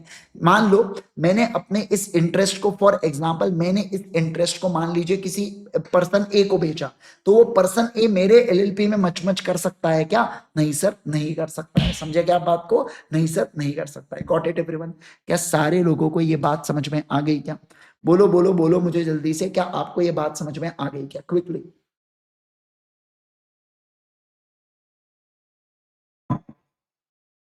बढ़िया रिवीजन हो रहा है। चलिए सर आ जाओ अगला, कन्वर्जन ऑफ एलएलपी। बेटा अगर एक फर्म से आप एलएलपी में कन्वर्ट करना चाहते हो तो आप सेकंड शेड्यूल देखना, एक प्राइवेट कंपनी से एलएलपी में जाना चाहते हो थर्ड शेड्यूल देखना, और एक अनलिस्टेड पब्लिक कंपनी से एलएलपी में जाना चाहते हो फोर्थ शेड्यूल देखना। मैंने शुरुआत में ही बता दिया था आपको कि पब्लिक लिस्टेड कंपनी जो होती है वो एलएलपी में कन्वर्ट नहीं हो सकती। ओके अगला, नेक्स्ट। अब मैं बात करूंगा registration and effect of conversion के बारे में। सर एक जो रजिस्ट्रार है, ये अगर सेटिस्फाई हो जाए बेटा सारे शेड्यूल्स और सब कुछ चीज से, तो वो इशू कर सकती है सर्टिफिकेट ऑफ रजिस्ट्रेशन। मतलब क्या, समझो आप बात को। देखो मैं अगर खुद को कन्वर्ट करना चाहता हूं, मान लो मैं अभी एक फर्म हूं या मैं एक प्राइवेट कंपनी हूं या मैं एक अनलिस्टेड पब्लिक कंपनी हूं, मैं खुद को कन्वर्ट करना चाहता हूं एलएलपी में, तो पहले मैं अर्जी लगाऊंगा रजिस्ट्रार के पास। मैं एक पार्टनरशिप फर्म है तो मैं रजिस्ट्रार के पास अर्जी लगाऊंगा, प्लीज मुझे कन्वर्ट कर दो। तो रजिस्ट्रार को लगा कि हाँ यार ये बंदा सही है तो कन्वर्ट कर दो, तो मुझे क्या कर देंगे, सर्टिफिकेट ऑफ रजिस्ट्रेशन दे देंगे। अब जब मुझे रजिस्ट्रेशन सर्टिफिकेट ऑफ रजिस्ट्रेशन मिला तो 15 दिन के अंदर मैं पुरानी वाली के पास जाऊंगा, मतलब रजिस्ट्रार ऑफ फर्म्स या रजिस्ट्रार ऑफ कंपनीज, अगर मैं प्राइवेट कंपनी हूं तो मैं पुराने वाली के पास जाऊंगा कि देखो देखो मैं तो जा रहा हूं तुम्हें छोड़ के, अब मैं दूसरे का हो रहा हूं, यानी कि मैं एलएलपी में कन्वर्ट होने जा रहा हूं, ठीक है ना। अब देखो एक बार कन्वर्जन हो गया तो एलएलपी फिर रिस्पेक्टिव शेड्यूल से बाउंड हो जाएंगी, जैसे कि 2, 3, 4 कोई भी रिस्पेक्टिव शेड्यूल से बाउंड हो जाएंगे। और इसके अलावा कन्वर्जन होने के बाद जो डेट है उसके बाद से ही आपको वो रिस्पेक्टिव शेड्यूल्स को कंप्लाई करना पड़ता है, ठीक है। यस, अगला इफेक्ट ऑफ रजिस्ट्रेशन। सर जिस दिन से रजिस्टर होता है एलएलपी का, उस नाम की एलएलपी बन जाती है। जितनी भी पुरानी कंपनी या फर्म थी उसके असेट्स पूरे नए एलएलपी में ट्रांसफर हो जाते हैं, और जितने भी केसेस वेसेस चल रहे हैं वो भी ट्रांसफर हो जाते हैं। सर पुरानी जो फर्म या कंपनी है वो डिसॉल्व हो जाती है रिकॉर्ड से, मतलब उसको रिकॉर्ड से हटा दिया जाता है क्या? यस सर, हटा दिया जाता है। फिर आता है फॉरेन एलएलपी। फॉरेन एलएलपी मतलब ऐसी एलएलपी जो इंडिया के बाहर इनकॉर्पोरेट हुई है पर इस ये धंधा डालती है इंडिया के अंदर, तो उसे फॉरेन एलएलपी कहते हैं। इसके ऊपर कंपनीज एक्ट के कुछ प्रोविजंस लगाए जा सकते हैं जिसके लिए हम लोग ऑफिशियल गैजेट में आपको बताएंगे। बराबर है क्या? बोलो बोलो राजा। Yes sir. अगला क्वेश्चन नंबर 60। अब क्वेश्चन बोलो सर, सेक्शन नंबर 60। अब क्या ज्यादा समय हो गया ना बेटा, ठीक है। अब बात करेंगे सेक्शन नंबर 60 के बारे में। ध्यान दीजिए क्या कह रहा है यहाँ पे, कॉम्प्रोमाइज एंड अरेंजमेंट या अमलगमेशन, कॉम्प्रोमाइज या अरेंजमेंट के बारे में बात कर रहा है। क्या होता है, वेरी इंपॉर्टेंट पॉइंट है। देखो सर, मान लो मेरे एलएलपी के पास असेट है 40 लाख रुपए, और मेरे जो एलएलपी है उसके जो क्रेडिटर्स है वो है 70 लाख रुपए, है ना। अब मैं समझना, मैं क्रेडिटर को क्या कहता हूं, तुम्हारे 70 लाख के क्लेम के बदले में मैं तुमको 40 लाख रुपए दे सकता हूं। सर क्रेडिटर क्यों एग्री करेंगे? क्योंकि क्रेडिटर को पता है अगर अभी पैसा नहीं मिला और बाद में गलती से एलएलपी डूब गई तो जूर नील बटे सन्नाटा, कुछ नहीं मिलेगा। तो जितना आ रहा है उतना दबा लो अंदर, समझे क्या बात को? यस। तो अब इसे बोला जाता है कॉम्प्रोमाइज या अरेंजमेंट। क्या बोला जाता है? आप पढ़ते भी हो इसको अकाउंट्स में, कॉम्प्रोमाइज करना, सेटलमेंट करना, है ना, फुल एंड फाइनल सेटलमेंट, इसको ऐसा बोला जाता है। तो कॉम्प्रोमाइज एंड अरेंजमेंट के बारे में बात हो रही है। तो देखो सर, एलएलपी अगर कोई भी कॉम्प्रोमाइज बताना चाहती है एलएलपी या क्रेडिटर्स के बीच में, ये एलएलपी या उसके पार्टनर्स के बीच में कोई भी कॉम्प्रोमाइज करना चाहती है, तो वो एप्लीकेशन को डालेंगे ट्राइब्यूनल को। क्या कहा मैंने? बोलो, ट्राइब्यूनल को अर्जी लगाई जाती है। किसके द्वारा? एक तो क्रेडिटर के द्वारा या पार्टनर के द्वारा या लिक्विडेटर अगर एलएलपी वाउंड अप हो रही है तो, ठीक है, ओके। अब ट्राइब्यूनल क्या बोलेगा? अच्छा, ट्राइब्यूनल बोलेंगे एक काम करता हूं, मैं सबकी मीटिंग बुलाता हूं, जिसने अर्जी लगाई उनकी मीटिंग, तो क्रेडिटर्स या पार्टनर्स की मीटिंग बुलाई जाती है। अब समझना, अब मान लो क्रेडिटर का सेटलमेंट करना है, तो मैं क्या करूंगा, मुझे मेजोरिटी चाहिए और 3/4 इन वैल्यू भी चाहिए। जैसे फॉर एग्जाम्पल समझना, समझो समझो समझो, जैसे 10 क्रेडिटर है जिसका 10 लाख रुपए का क्लेम है, तो मुझे मेजोरिटी चाहिए, मतलब कम से कम मिनिमम मुझे 6 क्रेडिटर चाहिए, ठीक है, जिनका जो होल्ड करते हो कम से कम 7,50,000 या उससे ज्यादा का अमाउंट। मतलब 6, 7, 8, 9 क्रेडिटर्स, 10 क्रेडिटर्स जो 7.5 लाख या उससे ज्यादा का अमाउंट होल्ड करते हो, उन्होंने एग्री करना चाहिए। उन्होंने क्या करना चाहिए? इस अरेंजमेंट को सैंक्शन करना चाहिए। और जब वो सैंक्शन करेंगे तो सारे के सारे क्रेडिटर्स और पार्टनर्स बाउंड हो जाएंगे उस सैंक्शन से, है ना। लेकिन सर कोई भी ऑर्डर पास तब तक नहीं किया जाता जब तक ट्राइब्यूनल सेटिस्फाई नहीं हो जाता कि वाकई एलएलपी के लगे पड़े हैं बेटा। अगला सर, ट्राइब्यूनल ने एक बार ऑर्डर कर दिया तो आप इस ऑर्डर को रजिस्ट्रार के पास फाइल करते हो 30 दिन के अंदर, और ऑर्डर को इफेक्टिव कर दिया जाता है। और इसके अंदर अगर आपने कॉन्ट्रावेंशन किया तो एलएलपी और डीपी को पेनल्टी पड़ती है 10,000 और कंटिन्यूइंग ऑफेंस में 100 रुपए प्रतिदिन, जिसमें मैक्सिमम अप टू 1 लाख रुपए एलएलपी के केस में और 50,000 फॉर डीपी। ये कॉमन पेनल्टी है बहुत जगह। इसके अलावा ट्राइब्यूनल किसी भी समय बेटा कमेंसमेंट या कंटिन्यूएशन का सूट एनफोर्स डाल सकती है क्या? बिल्कुल बिल्कुल डाल सकती है। अगला देखो, power of tribunal to enforce compromise या अरेंजमेंट। ट्राइब्यूनल को अगर लगता है कि जो मैंने सेक्शन 60 में ऑर्डर दिया है उसको अगर सुपरवाइज के बराबर से काम हो रहा है क्या, या कुछ डायरेक्शन देना है या कुछ मॉडिफिकेशन करना है, तो ट्राइब्यूनल बिल्कुल बिल्कुल बिंदास बिंदास कर सकती है सर, कोई प्रॉब्लम नहीं है उसके अंदर, बिंदास कर सकती है। मतलब समझेगा आप बात को, मतलब उसके अंदर रोक सकते हैं क्या? नहीं सर, बिल्कुल भी नहीं रोक सकते। अब देखो एलएलपी का सबसे बड़ा सेक्शन, सेक्शन नंबर 62 के बारे में मैं आपको पढ़ाने जा रहा हूं। देखिए, प्रोविजन फॉर फैसिलिटेटिंग रिकंस्ट्रक्शन या अमलगमेशन। मान लो दो एलएलपी आपस में मिले, सुर मेरा तुम्हारा, सुर बने हमारा, एलएलपी 1 एलएलपी 2 मिलके एलएलपी 3 बन गई, या एलएलपी 1 पूरी की पूरी एलएलपी 2 के अंदर समा गई और एक बड़ी एलएलपी 2 बन गई। तो उसके बारे में बात कर रहे हैं सर, जहां पे एप्लीकेशन अंडर सेक्शन 60 दिया गया फॉर कॉम्प्रोमाइज या अरेंजमेंट के लिए, और ऐसा शो किया जाता है कि कॉम्प्रोमाइज या अरेंजमेंट ये एक प्रपोज स्कीम है जिससे अमलगमेशन होगा दो या दो से ज्यादा एलएलपी का। तो इस टीम के अंदर समझना बात को, इस टीम के अंदर क्या क्या होगा। इस स्कीम के अंदर सबसे पहली बात, जो एलएलपी एलएलपी के जितने भी असेट्स है वो ट्रांसफर हो जाएंगे नए एलएलपी में। जितने भी पुराने एलएलपी की लीगल प्रोसीडिंग है वो नए एलएलपी को ट्रांसफर हो जाएंगे। पुरानी एलएलपी डिसॉल्व हो जाएंगी। समझ रहे आप बात को? यस। इसके अलावा जो नाराज लोग होंगे, जो नाराज डिसेंटिंग नाराज फुप्पा लोग होंगे, उनको अपन लोग सेटलमेंट कर देंगे कि ठीक है भाई, तू ये पैसा पकड़, चल रो मत, नए एलएलपी में मत आ। और सर कोई भी इंसिडेंटल या कॉन्सिक्वेंशियल या सप्लीमेंटल मैटर्स आते हैं तो उसको इफेक्टिवली कैरिड आउट किए जाएंगे क्या? हाँ सर, बिल्कुल बिल्कुल किए जाएंगे। एक बात ध्यान रखना, कोई भी कॉम्प्रोमाइज अरेंजमेंट या कोई भी सैंक्शन जो ट्राइब्यूनल ने किया है बेटा, जब तक उसकी रिपोर्ट रजिस्ट्रार से नहीं आ जाती एलएलपी को लेके, तब तक ये कुछ ऑर्डर ऑर्डर पास होने वाला है क्या? नहीं सर, नहीं होने वाला है। इस बात का ध्यान रखना सर। जितनी भी प्रॉपर्टीज है सबकी सब नए एलएलपी को ट्रांसफर हो जाएंगे, और मान लो फ्री ऑफ चार्ज भी हो सकते हैं। जैसा ट्राइब्यूनल डायरेक्ट करेगा उस तरीके से पूरी प्रॉपर्टीज के ऊपर चीजें होने वाली है क्या? Yes sir. अच्छा, एक बात बता दूं मैं आपको, कोई भी एलएलपी ना कभी किसी कंपनी के साथ अमलगमेट हो सकती है क्या? Never ever. क्या कहा मैंने? बोलो, नेवर एवर कभी अमलगमेट नहीं हो सकती। इस बात का ध्यान रखना। अगला, winding up and dissolution. Sir जो एलएलपी है ये वाइंडिंग अप हो सकती है एक तो वॉलेंटरीली या ट्राइब्यूनल एंड एलएलपी के द्वारा। Sir rules of winding up कौन बनाएंगे? सेंट्रल गवर्नमेंट बनाएंगे। ठीक है, देखो कौन, ये इंपॉर्टेंट, अगेन इसको इंपॉर्टेंट मार्क कर देना। सर कौन सी ऐसी सिचुएशन है जहां पे एलएलपी को वाइंडिंग अप किया जा सकता है? पहला, जब एलएलपी ने खुद से सोचा कि मुझे बंद होना है तो हो जा भाई बंद। जब समझो, जब एलएलपी जो बेटा 6 महीने से ज्यादा जो पार्टनर्स है वो एक जन काम कर रहा था, मतलब 2 से रिड्यूस हो गया, यानी कि एक पार्टनर बचा और वो 6 महीने से ज्यादा धंधा किए जा रहे, बंद करो भाई ऐसे एलएलपी को। जो इंडिया के अगेंस्ट ड्रग्स वग्स बेच रहे बेटा, इंडिया का नाम खराब कर रहे, तो ऐसे एलएलपी को बंद करो। या जिसने सास को या एनुअल रिटर्न को फाइल करने में 5 साल तक गड़बड़ की है, 5 साल तक मोदी जी के पूरे एक टर्म में बेटा गड़बड़ की है किसी एलएलपी ने सास के लिए और एनुअल रिटर्न के लिए, तो आप एक काम करो, उस एलएलपी को बंद करो। और ट्राइब्यूनल को जो भी ग्राउंड लगता है बेटा, ठीक है, आपकी कंपनी ज्यादा मेलोनी जी से बात करे, बंद करो आपके कंपनी को, है ना, मोदी जी को हर्ट हो रहा है, तो इस सिचुएशन के अंदर मैं कहूंगा ट्राइब्यूनल को जो ठीक लगे उस ग्राउंड के ऊपर भी वो क्या कर सकती है सर? एलएलपी को बंद कर सकती है। क्या कर सकती है सर? एलएलपी को बंद कर सकती है। समझे क्या बात को? बोलो बोलो बोलो मुझे जल्दी से, क्या आप इस बात को समझ गए क्या?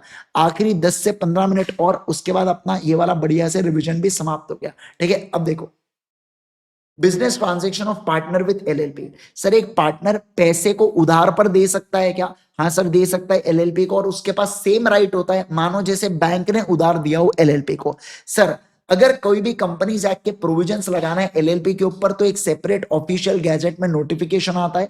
नोटिफिकेशन आने से पहले बोथ हाउसेज में पास होता है। बोथ हाउसेज में 30 डेज के अंदर, 30 दिनों के अंदर दोनों हाउसेज में पास हो जाना चाहिए, और उसको ऑफिशियल गैजेट में डाल दिया तो वो एलएलपी के ऊपर एप्लीकेबल हो जाता है। सर अगर आपने फाइल नहीं किए कोई डॉक्यूमेंट या रिटर्न को तो आपको एडिशनल फीस लगाई जा सकती है। क्या कोई एलएलपी या कोई पार्टनर ऐसे ऑफेंस को कमिट कर, मतलब पार्टनर ने एक बार गड़बड़ की और दोबारा से फिर से वही गड़बड़ की, अलग ही मूर्ख है। पहली बार तुम माने नहीं, दोबारा से फिर से वही गलती कर रहे हो बेटा, तो एक तो हम आपको जेल कराएंगे या हम आपको ट्वाइस द ऑफेंस की पेनल्टी लगाएंगे उसके बाद से। मतलब पहले 40,000 लगा था, इस बार 80,000 ठोकेंगे, फिर से क्या, फिर 80,000 ठोकेंगे। समझे क्या बात को? इसे एनहांस पनिशमेंट बोला जाता है, जहां पे twice the fine of offence आता है। कितना आता है बोलो? Twice the fine of offence आता है। ठीक है, अगला लास्ट पेज है मेरे हिसाब से। यस, अब देखो सर पार्टनरशिप और एलएलपी का क्या डिफरेंस है। ठीक है, तो देखो सर पार्टनरशिप जो एलएलपी है वो एलएलपी एक्ट के तहत आती है, पार्टनरशिप इंडियन पार्टनरशिप एक्ट के तहत आती है। एलएलपी एक बीसीए यानी कि बॉडी कॉर्पोरेट है, बट पार्टनरशिप बॉडी कॉर्पोरेट नहीं है। एलएलपी का सेपरेट लीगल एंटिटी है, पार्टनरशिप का नहीं है। एलएलपी एक लॉ के प्रोसेस से आती है, पार्टनरशिप नहीं आती है। एलएलपी का रजिस्ट्रेशन मैंडेटरी है, पार्टनरशिप का नहीं है। एलएलपी में परपेचुअल सक्सेशन है, पार्टनरशिप में नहीं है। एलएलपी का नाम जो है उसके सफिक्स में मतलब नाम के आगे क्या होना चाहिए सर, एलएलपी होना चाहिए, पर पार्टनरशिप में ऐसा रूल नहीं है। पार्टनर्स की एलएलपी में लिमिटेड लाइबिलिटी होती है, बट पार्टनरशिप में अनलिमिटेड लाइबिलिटी होती है।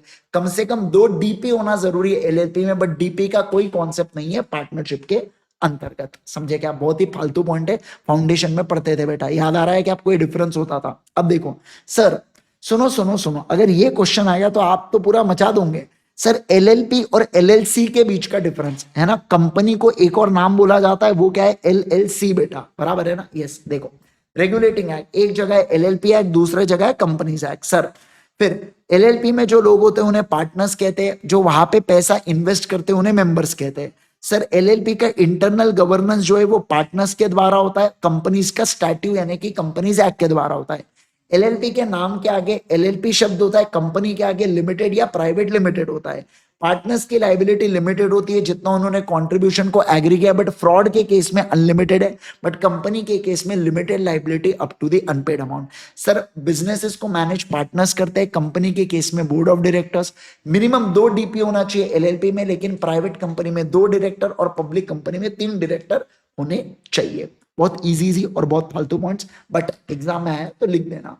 इसके अलावा सर सेंट्रल गवर्नमेंट के पास पावर है डेलीगेट करके रखे रीजनल डायरेक्टर को कि वो कभी भी चाहे तो लाइसेंस को रिवोक कर सकते हैं सर, अगर कोई भी किसी भी सेक्शंस को कॉन्ट्रावेन करता है तो। ठीक है, चलिए।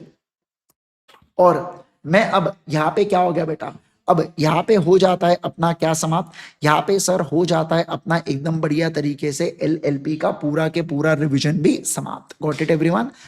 ऑलराइट गाइस, अभी हम लोग यहाँ पर सॉल्व करेंगे एलएलपी के क्वेश्चन एंड आंसर्स को। यहाँ पर एलएलपी के क्वेश्चन एंड आंसर्स हम लोग हमारी सेक्शन वाइज क्वेश्चन बैंक जो igsir.in के ऊपर अवेलेबल है, इसके अंदर हमने section wise question and answers को क्लासीफाई यहाँ पर कर रखा है। ठीक है ना? अगर आपको हमारी क्लासेस लेना है, चाहे फास्ट ट्रैक हो या आप रेगुलर बैच हो, या ultimatecA.com के ऊपर अवेलेबल है, और हमारी ये क्वेश्चन बैंक igsir.in के ऊपर अवेलेबल है। हार्ड कॉपी और सॉफ्ट कॉपी आप दोनों बाय कर सकते हो। सॉफ्ट कॉपी के केस में आपको पीडीएफ का एक्सेस मिल जाता है तुरंत सीए इंद्रेश गांधी ऐप पर, अल्टीमेट सीए पर नहीं, सीए इंद्रेश गांधी ऐप पर आपको मिल जाता है। ठीक है, चलिए सर क्वेश्चंस को देखते हैं यहाँ पर कौन से क्वेश्चंस आते हैं। इंपॉर्टेंट क्वेश्चंस को देखते हुए चलेंगे। ठीक है, आ जाओ। चलिए एक बार आपके साथ डिस्कस कर लेता हूं, what is the procedure for changing name in LLP. अगर एलएलपी के अंदर आप अपने नाम को चेंज करना चाहते हैं तो ऐसे केस के अंदर उसकी प्रोसीजर यहाँ पर क्या दे के रखिए उसके बारे में सबसे पहले चर्चा करेंगे। तो देखो, अगर एलएलपी का नाम बहुत ज्यादा आइडेंटिकल हो जाता है किसी भी दूसरे बॉडी कॉर्पोरेट से, मतलब किसी भी दूसरे एलएलपी से, कंपनी से, या रजिस्टर्ड प्रोप्राइटर ऑफ ट्रेडमार्क से, तो सेंट्रल गवर्नमेंट को अर्जी देने के बाद वो यहाँ पर एलएलपी को बोल सकता है कि 3 महीनों के अंदर नाम चेंज करो। एक रजिस्टर्ड प्रोप्राइटर ये अर्जी कब डाल सकता है बच्चों? जब से एलएलपी इनकॉर्पोरेट हुई है वहां से 3 सालों के अंदर ही यहाँ पर क्या कर सकता है, वहां से 3 सालों के अंदर ही ये चेंजेस को, मतलब इस चीज को डाल सकता है। ठीक है, अगला। इसके अलावा अगर मैं बात करूं आपके साथ, तो जो एलएलपी है ना, ये अपने नाम को चेंज करता है और नए नाम को अगर अडॉप्ट कर लेता है तो 15 दिन के अंदर इसको सेंट्रल गवर्नमेंट को इन्फॉर्म करना पड़ेगा, और सेंट्रल गवर्नमेंट यहाँ पे 30 दिनों के अंदर सर्टिफिकेट ऑफ इनकॉर्पोरेशन दे देंगी।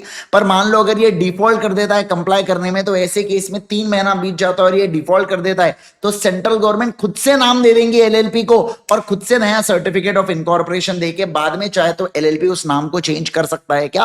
बिल्कुल कर सकता है। नेक्स्ट इंपॉर्टेंट क्वेश्चन, आपको सर्कमस्टांसेस बताना है जहां पर एलएलपी जो है वो ट्राइब्यूनल के द्वारा वाइंडिंग अप इसका हो सकता है। तो देखो सर, एलएलपी अगर डिसाइड, मतलब जब ट्राइब्यूनल डिसाइड करे तब वो कर सकता है। दूसरा, अगर 6 महीने से ज्यादा नंबर ऑफ एलएलपी के पार्टनर्स 2 से बिलो जा चुके हैं, मतलब एक पार्टनर से सर्वाइव कर रहा है एलएलपी, 6 महीने से ज्यादा वाइंड अप करवा देंगे। सर एलएलपी अगर अपने डेट्स को पे नहीं कर पा रहा है, या LLP sovereignty and integrity of India के अगेंस्ट काम कर रहा है, या एलएलपी ने statement of account and solvency या एनुअल रिटर्न को 5 कंसेक्यूटिव ईयर्स तक फाइल नहीं किया, या ट्राइब्यूनल को जो भी जस्ट एंड इक्विटेबल ग्राउंड लगे, इन सारे ग्राउंड्स के ऊपर क्या एलएलपी का वाइंडिंग अप हो सकता है? क्या? बिल्कुल बिल्कुल हो सकता है। ठीक है, ऑलराइट सर, ओके। नेक्स्ट देखिए, what is the procedure for maintenance of books of accounts and other records and audit of LLP. तो देखो, एलएलपी ने प्रॉपर बुक्स ऑफ अकाउंट्स को मेंटेन करना चाहिए related to the affairs for each financial year on cash basis और accrual basis, मतलब cash या accrual दोनों में से किसी भी बेसिस के ऊपर ये मेंटेन कर सकते हैं, पर आपको डबल एंट्री अकाउंटिंग सिस्टम को फॉलो करना होगा और इन सारे रिकॉर्ड्स को आपको रजिस्टर्ड ऑफिस पर रखना पड़ेगा। क्या? बिल्कुल बिल्कुल रखना पड़ेगा। साथ ही साथ हर एक कंपनी को जब से फाइनेंशियल ईयर एंड हुआ है वहां से 6 महीनों के अंदर statement of account and solvency को प्रिपेयर करना होगा in the form as may be prescribe, और डेजिग्नेटेड पार्टनर इसको साइन करेंगे। इसके साथ साथ ये जो सास आपने प्रिपेयर किया है ये आपने along with the prescribe fees registrar को क्या करना पड़ता है? सबमिट करना पड़ता है। इसके साथ साथ जो अकाउंट्स है एलएलपी के आप इसको ऑडिट करोगे as in the manner as may be specified, जो भी मैनर यहां पर स्पेसिफाइड है आप उसके अंदर क्या करोगे? इसको स्पेसिफाई करते हुए चलोगे। ठीक है, ओके सर। इसके अलावा स्मॉल एलएलपी का मतलब क्या होता है? तो स्मॉल एलएलपी का मतलब ऐसी एलएलपी जिसके अंदर कंट्रीब्यूशन का मतलब होता है पार्टनर्स का टोटल कैपिटल कंट्रीब्यूशन जो है वो 25 लाख या उससे कम है, एंड साथ ही साथ उसका जो टर्नओवर है वो 40 लाख या उससे कम है, तो उसे बोला जाता है यहां पर क्या? Small LLP. फिर हम लोग यहां पर बात करेंगे क्वेश्चन नंबर 16 के बारे में। Mister Ankit wants to form LLP. Ankit को एलएलपी बनाना है बच्चों, जिसमें वो खुद, उसकी वाइफ अर्चिका शर्मा और एक एचयूएफ पार्टनर रहने वाला है। तो आपको बताना है कि क्या एलएलपी को इनकॉर्पोरेट किया जा सकता है क्या? तो देखो, एलएलपी के अंदर कौन कौन एक इंडिविजुअल और इसके साथ साथ अगर मैं बात करूं तो बॉडी कॉर्पोरेट पार्टनर बन सकते हैं। अब अगर हम लोग यहां पर चर्चा करें तो इस केस के अंदर सुनना, अब अगर हम लोग यहां पर चर्चा करें ना तो यहां पर जो है ना बच्चों, यहां पर जो है ना एलएलपी मतलब ये खुद बन सकता है, अर्चिका बन सकती है, पर बॉडी कॉर्पोरेट में 4 ही लोग हैं। एक तो एलएलपी जो इंडिया में बनी, दूसरी एलएलपी इंडिया के बाहर, एक जो कंपनी इंडिया में अंदर बनी और एक जो कंपनी इंडिया के बाहर, ये 4 ही लोग आते हैं किसके अंदर? Body corporate. एचयूएफ तो बॉडी कॉर्पोरेट में आता ही नहीं है, तो क्या एचयूएफ मेंबर बन सकता है क्या? नहीं सर, नहीं बन सकता। बस इसी के अनुसार आपको क्या करना है? आपको कंक्लूजन यहां पर देना है। समझ में आया? ओके सर, आ जाओ अगला नेक्स्ट क्वेश्चन नंबर 17 के बारे में बात करेंगे। देयर इज एन एलएलपी, एक एलएलपी है जिसका नाम है बच्चों Ram infra development LLP, which has 4 partners, namely mister Rahul, mister Rahim, mister Kartar and mister Albert. Mister Rahul and Albert are non resident while there are 2 resident, और इसके अलावा उस क्या बोल के रखा है? While there are other 2 residents. Other 2 residents है राहुल और अल्बर्ट जो है वो यहां पर नॉन रेसिडेंट है। अब एलएलपी राहुल को और रहीम को डीपी बनाना चाहती है, तो क्या बना सकती है क्या? हाँ सर, बना सकती है, कोई प्रॉब्लम इसके अंदर नहीं है।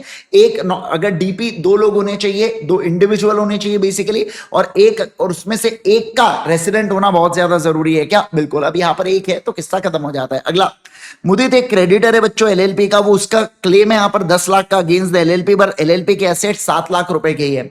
अब मुदित यहां पर क्या करना चाहता है? Wants to make the partners of LLP personally liable for deficiency of 3 lakh. अब जो 3 लाख की डेफिशिएंसी है उसके लिए वो यहां पर पर्सनली लायबल कराना चाहता है। अब by the virtue of the provisions of LLP आपको बताना है कि क्या यहां पर डेफिशिएंसी को क्लेम किया जा सकता है क्या एलएलपी के द्वारा? एक चीज बता दूं, सबसे पहली बात तो क्रेडिटर डायरेक्टली पार्टनर के ऊपर केस नहीं कर सकता। एलएलपी जो लायबल होती है only up to the maximum asset जितनी लायबल होती है, और जो एक पार्टनर है वो भी लायबल होता है एलएलपी के towards only up to the agreed contribution. तो ऐसे केस के अंदर पर्सनली लायबल कोई व्यक्ति होने वाला है क्या? नहीं सर, नहीं होने वाला है। अगला क्वेश्चन नंबर 19 पढ़ेंगे।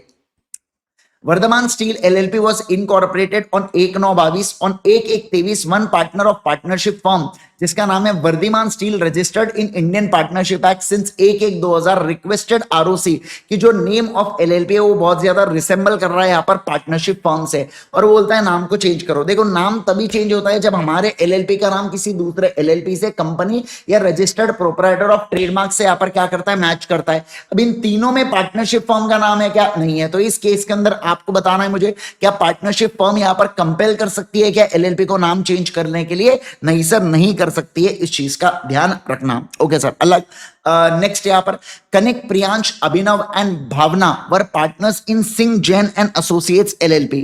The Abhinav resigned from the firm with effect from 1/1/22 but it was not inform to ROC by Abhinav और LLP whether Abhinav still be liable for the loss after एक एक, तो सवाल बनता है कि क्या यहाँ पर लायबल होने वाला है क्या। तो एक चीज ध्यान रखना, अगर आपने आरओसी को नोटिस ही नहीं दिया तो देखो सबसे पहली बात तो क्या बोला जा रहा है यहाँ पर कि अगर कोई फॉर्मर पार्टनर है, मतलब अगर कोई पार्टनर छोड़ के जाता है तो उस व्यक्ति ने यहाँ पर नोटिस देना चाहिए आरओसी को। अगर आपने नोटिस नहीं दिया और थर्ड पर्सन को पता नहीं है कि आप छोड़ के गए हो तो आप लायबल रहोगे बच्चों। कब तक? जब तक आप नोटिस नहीं दे देते। उस केस के अंदर क्या ये लायबल रहने वाले हैं क्या? बिल्कुल बिल्कुल यहाँ पर लायबल रहने वाले हैं। ठीक है, ओके सर, आ जाओ नेक्स्ट ये वाला क्वेश्चन पढ़ो। सर डिस्प्यूट हुआ जिसके कारण जियोपार्डाइज हो गया यहाँ पर stability of business, out of two partners एक छोड़ के चले गए और अदर पार्टनर्स यहाँ पर क्या कर रहा है? बिजनेस को चला रहा है।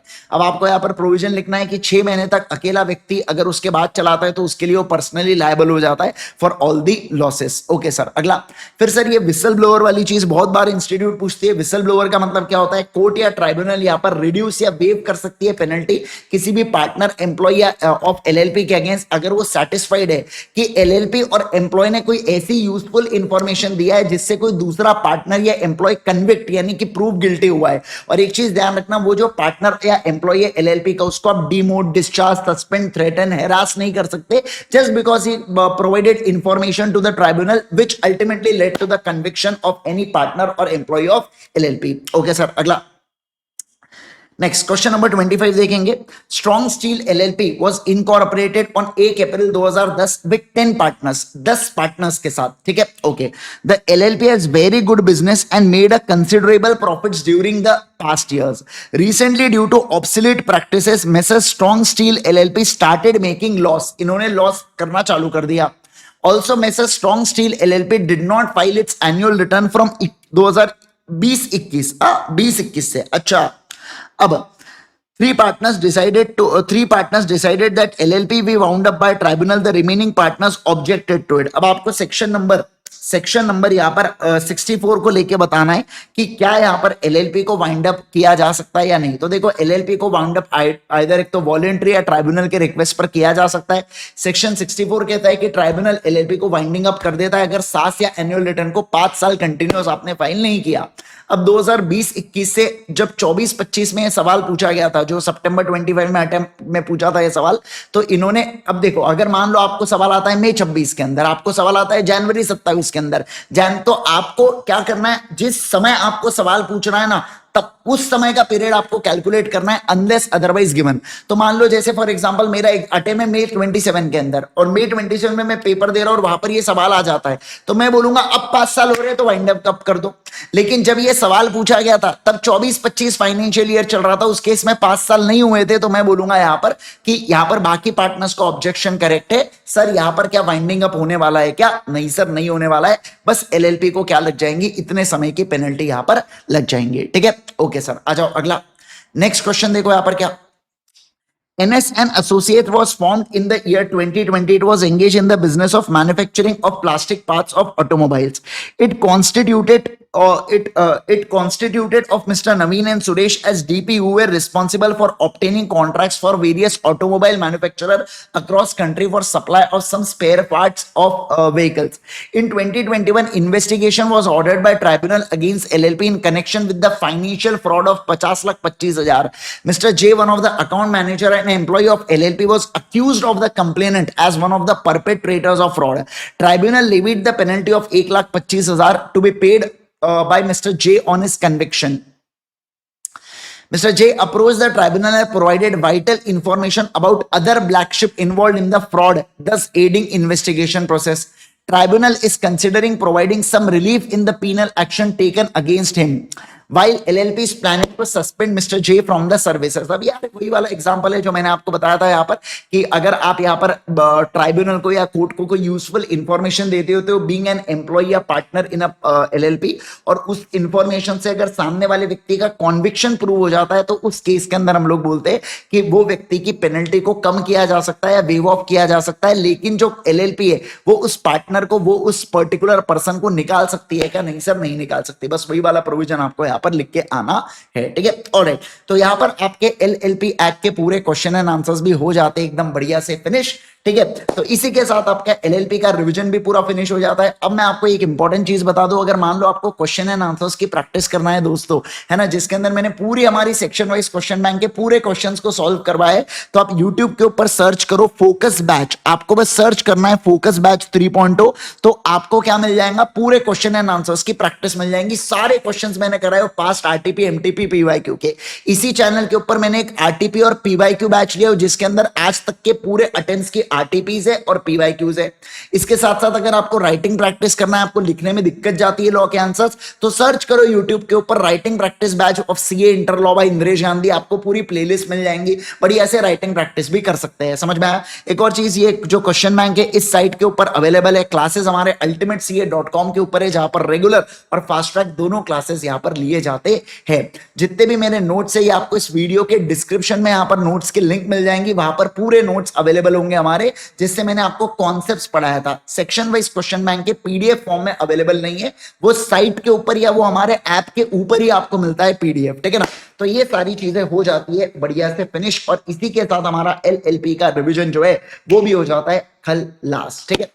ऑलराइट गाइस, बाकी आप चैनल पर नए हैं तो जरूर से सब्सक्राइब कर दीजिएगा, वीडियो को लाइक कर दीजिएगा, क्योंकि ये नंबर्स को देख के हमें भी मोटिवेशन मिलता है। जब नंबर ऑफ सब्सक्राइबर्स बढ़ते हैं, लाइक्स बढ़ते हैं या व्यूज बढ़ते हैं, तो यही अल्टीमेटली हमारा सोर्स ऑफ मोटिवेशन होता है। और जरूर से कमेंट करके बताइएगा कि आपको ये लेक्चर कैसा लगा, ठीक है ना। बाकी आप अपनी पढ़ाई बिल्कुल बेफिक्र होकर करते रहिए, ज्यादा से ज्यादा आपने सेल्फ स्टडी करना है।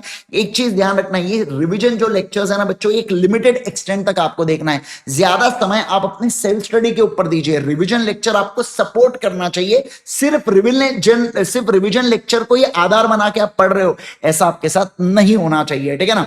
तो इस चीज का बस ध्यान रखिएगा। बाकी आप अच्छे से पढ़ते रहिए, मन लगा के पढ़ते रहिए बच्चों, क्योंकि एक चीज ध्यान रखना, जो आपका टारगेट है बिल्कुल भी उसको मत भूलना भाई। मैं बहुत सी बार देखता हूं बच्चे अपने रास्ते से भटक जाते हैं, वो दूसरी चीजें चालू कर देते हैं, पढ़ाई साइड में रह जाती है और उनका दिमाग भलती ही जगह चलते रहता है। ऐसा बिल्कुल भी मत करना। जब मैं आपको एक चीज बता रहा हूं, जब तक आप जीवन में कोई चीज हासिल नहीं करोगे, आपको कोई इज्जत नहीं देने वाला है।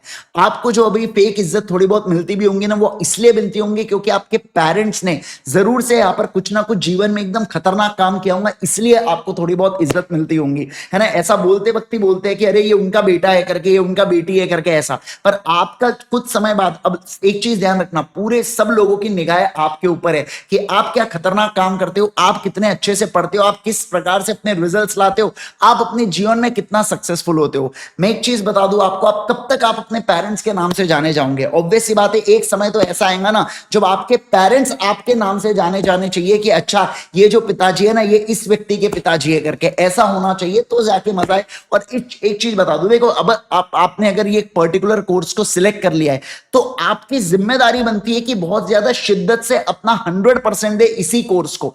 किसी भी नेगेटिव, देखो मार्केट में है ना बेटा, नेगेटिव चीजें बिकती है मार्केट में। अगर मैं बोल दूं सीए बेरोजगार बैठे हैं, तो इसका ध्यान रखना, वो ज्यादा चलेगा, भरी एक्चुअल में नहीं होगा, पर वो ज्यादा वीडियो चलेगा, मेरे को व्यूज ज्यादा मिलेंगे। एक चीज ध्यान रखना, नेगेटिव चीजें सबसे ज्यादा बिकती है। आप देखना वो वीडियोस जिसमें गवर्नमेंट को कोस रहे, जिसमें इसकी मान लो 1000 बुराई है यहाँ पर बीजेपी के अंदर है, पर जो 1 लाख अच्छा ही है वो नहीं बताएंगे। कांग्रेस के अंदर 1 लाख यहाँ पर बुराई है, 10,000 अच्छा ही है, वो मतलब वो सब चीजें नहीं बताएंगे। आप समझ रहे, मतलब मैं कहना क्या चाहता हूँ यहाँ पर, मतलब सर आप तो मुझे देख रहे हो, अरे भाई मैं किसी भी पार्टी का नहीं हूं, मैं पहले ही अपने क्लास में भी बता दो भाई, मैं हूं अपने देश का। अगर कोई गलत कर रहा है तो भाई उसको भी बजाओ, और कोई अच्छा कर रहा है तो उसकी सराहना करो, सिंपल सी बात है यहाँ पर, है ना। तो ये सारी चीजें आपको एक चीज का ध्यान रखना है, आपको केवल और केवल फोकस करना है सिर्फ और सिर्फ किसके ऊपर, पढ़ाई के ऊपर, और बाकी कुछ भी चीज आपको करने की जरूरत नहीं है। सबसे ज्यादा आपके लिए जो मैटर करता है वो है आपका रिजल्ट, और कुछ भी नहीं। सिर्फ और सिर्फ लोग जो देखते हैं वो आपका रिजल्ट देखते हैं। आप बीमार थे, आप अच्छे थे, आप बेकार थे, आपने क्या किया क्या नहीं किया, फैमिली में गए, फैमिली से हाय बोला नहीं बोला, कोई कुछ नहीं पूछता है। सब लोग एक ही चीज को देखते हैं, और वो है रिजल्ट रिजल्ट रिजल्ट। इस चीज का ध्यान रखना, अपना बेस्ट लगा दो, अपनी जान लगा दो रिजल्ट को आपके लिए पॉजिटिव फेवर में लाने के लिए। बाकी all the best everyone, thank you so much once again, do subscribe, do like the video, bye bye everyone, take care everyone.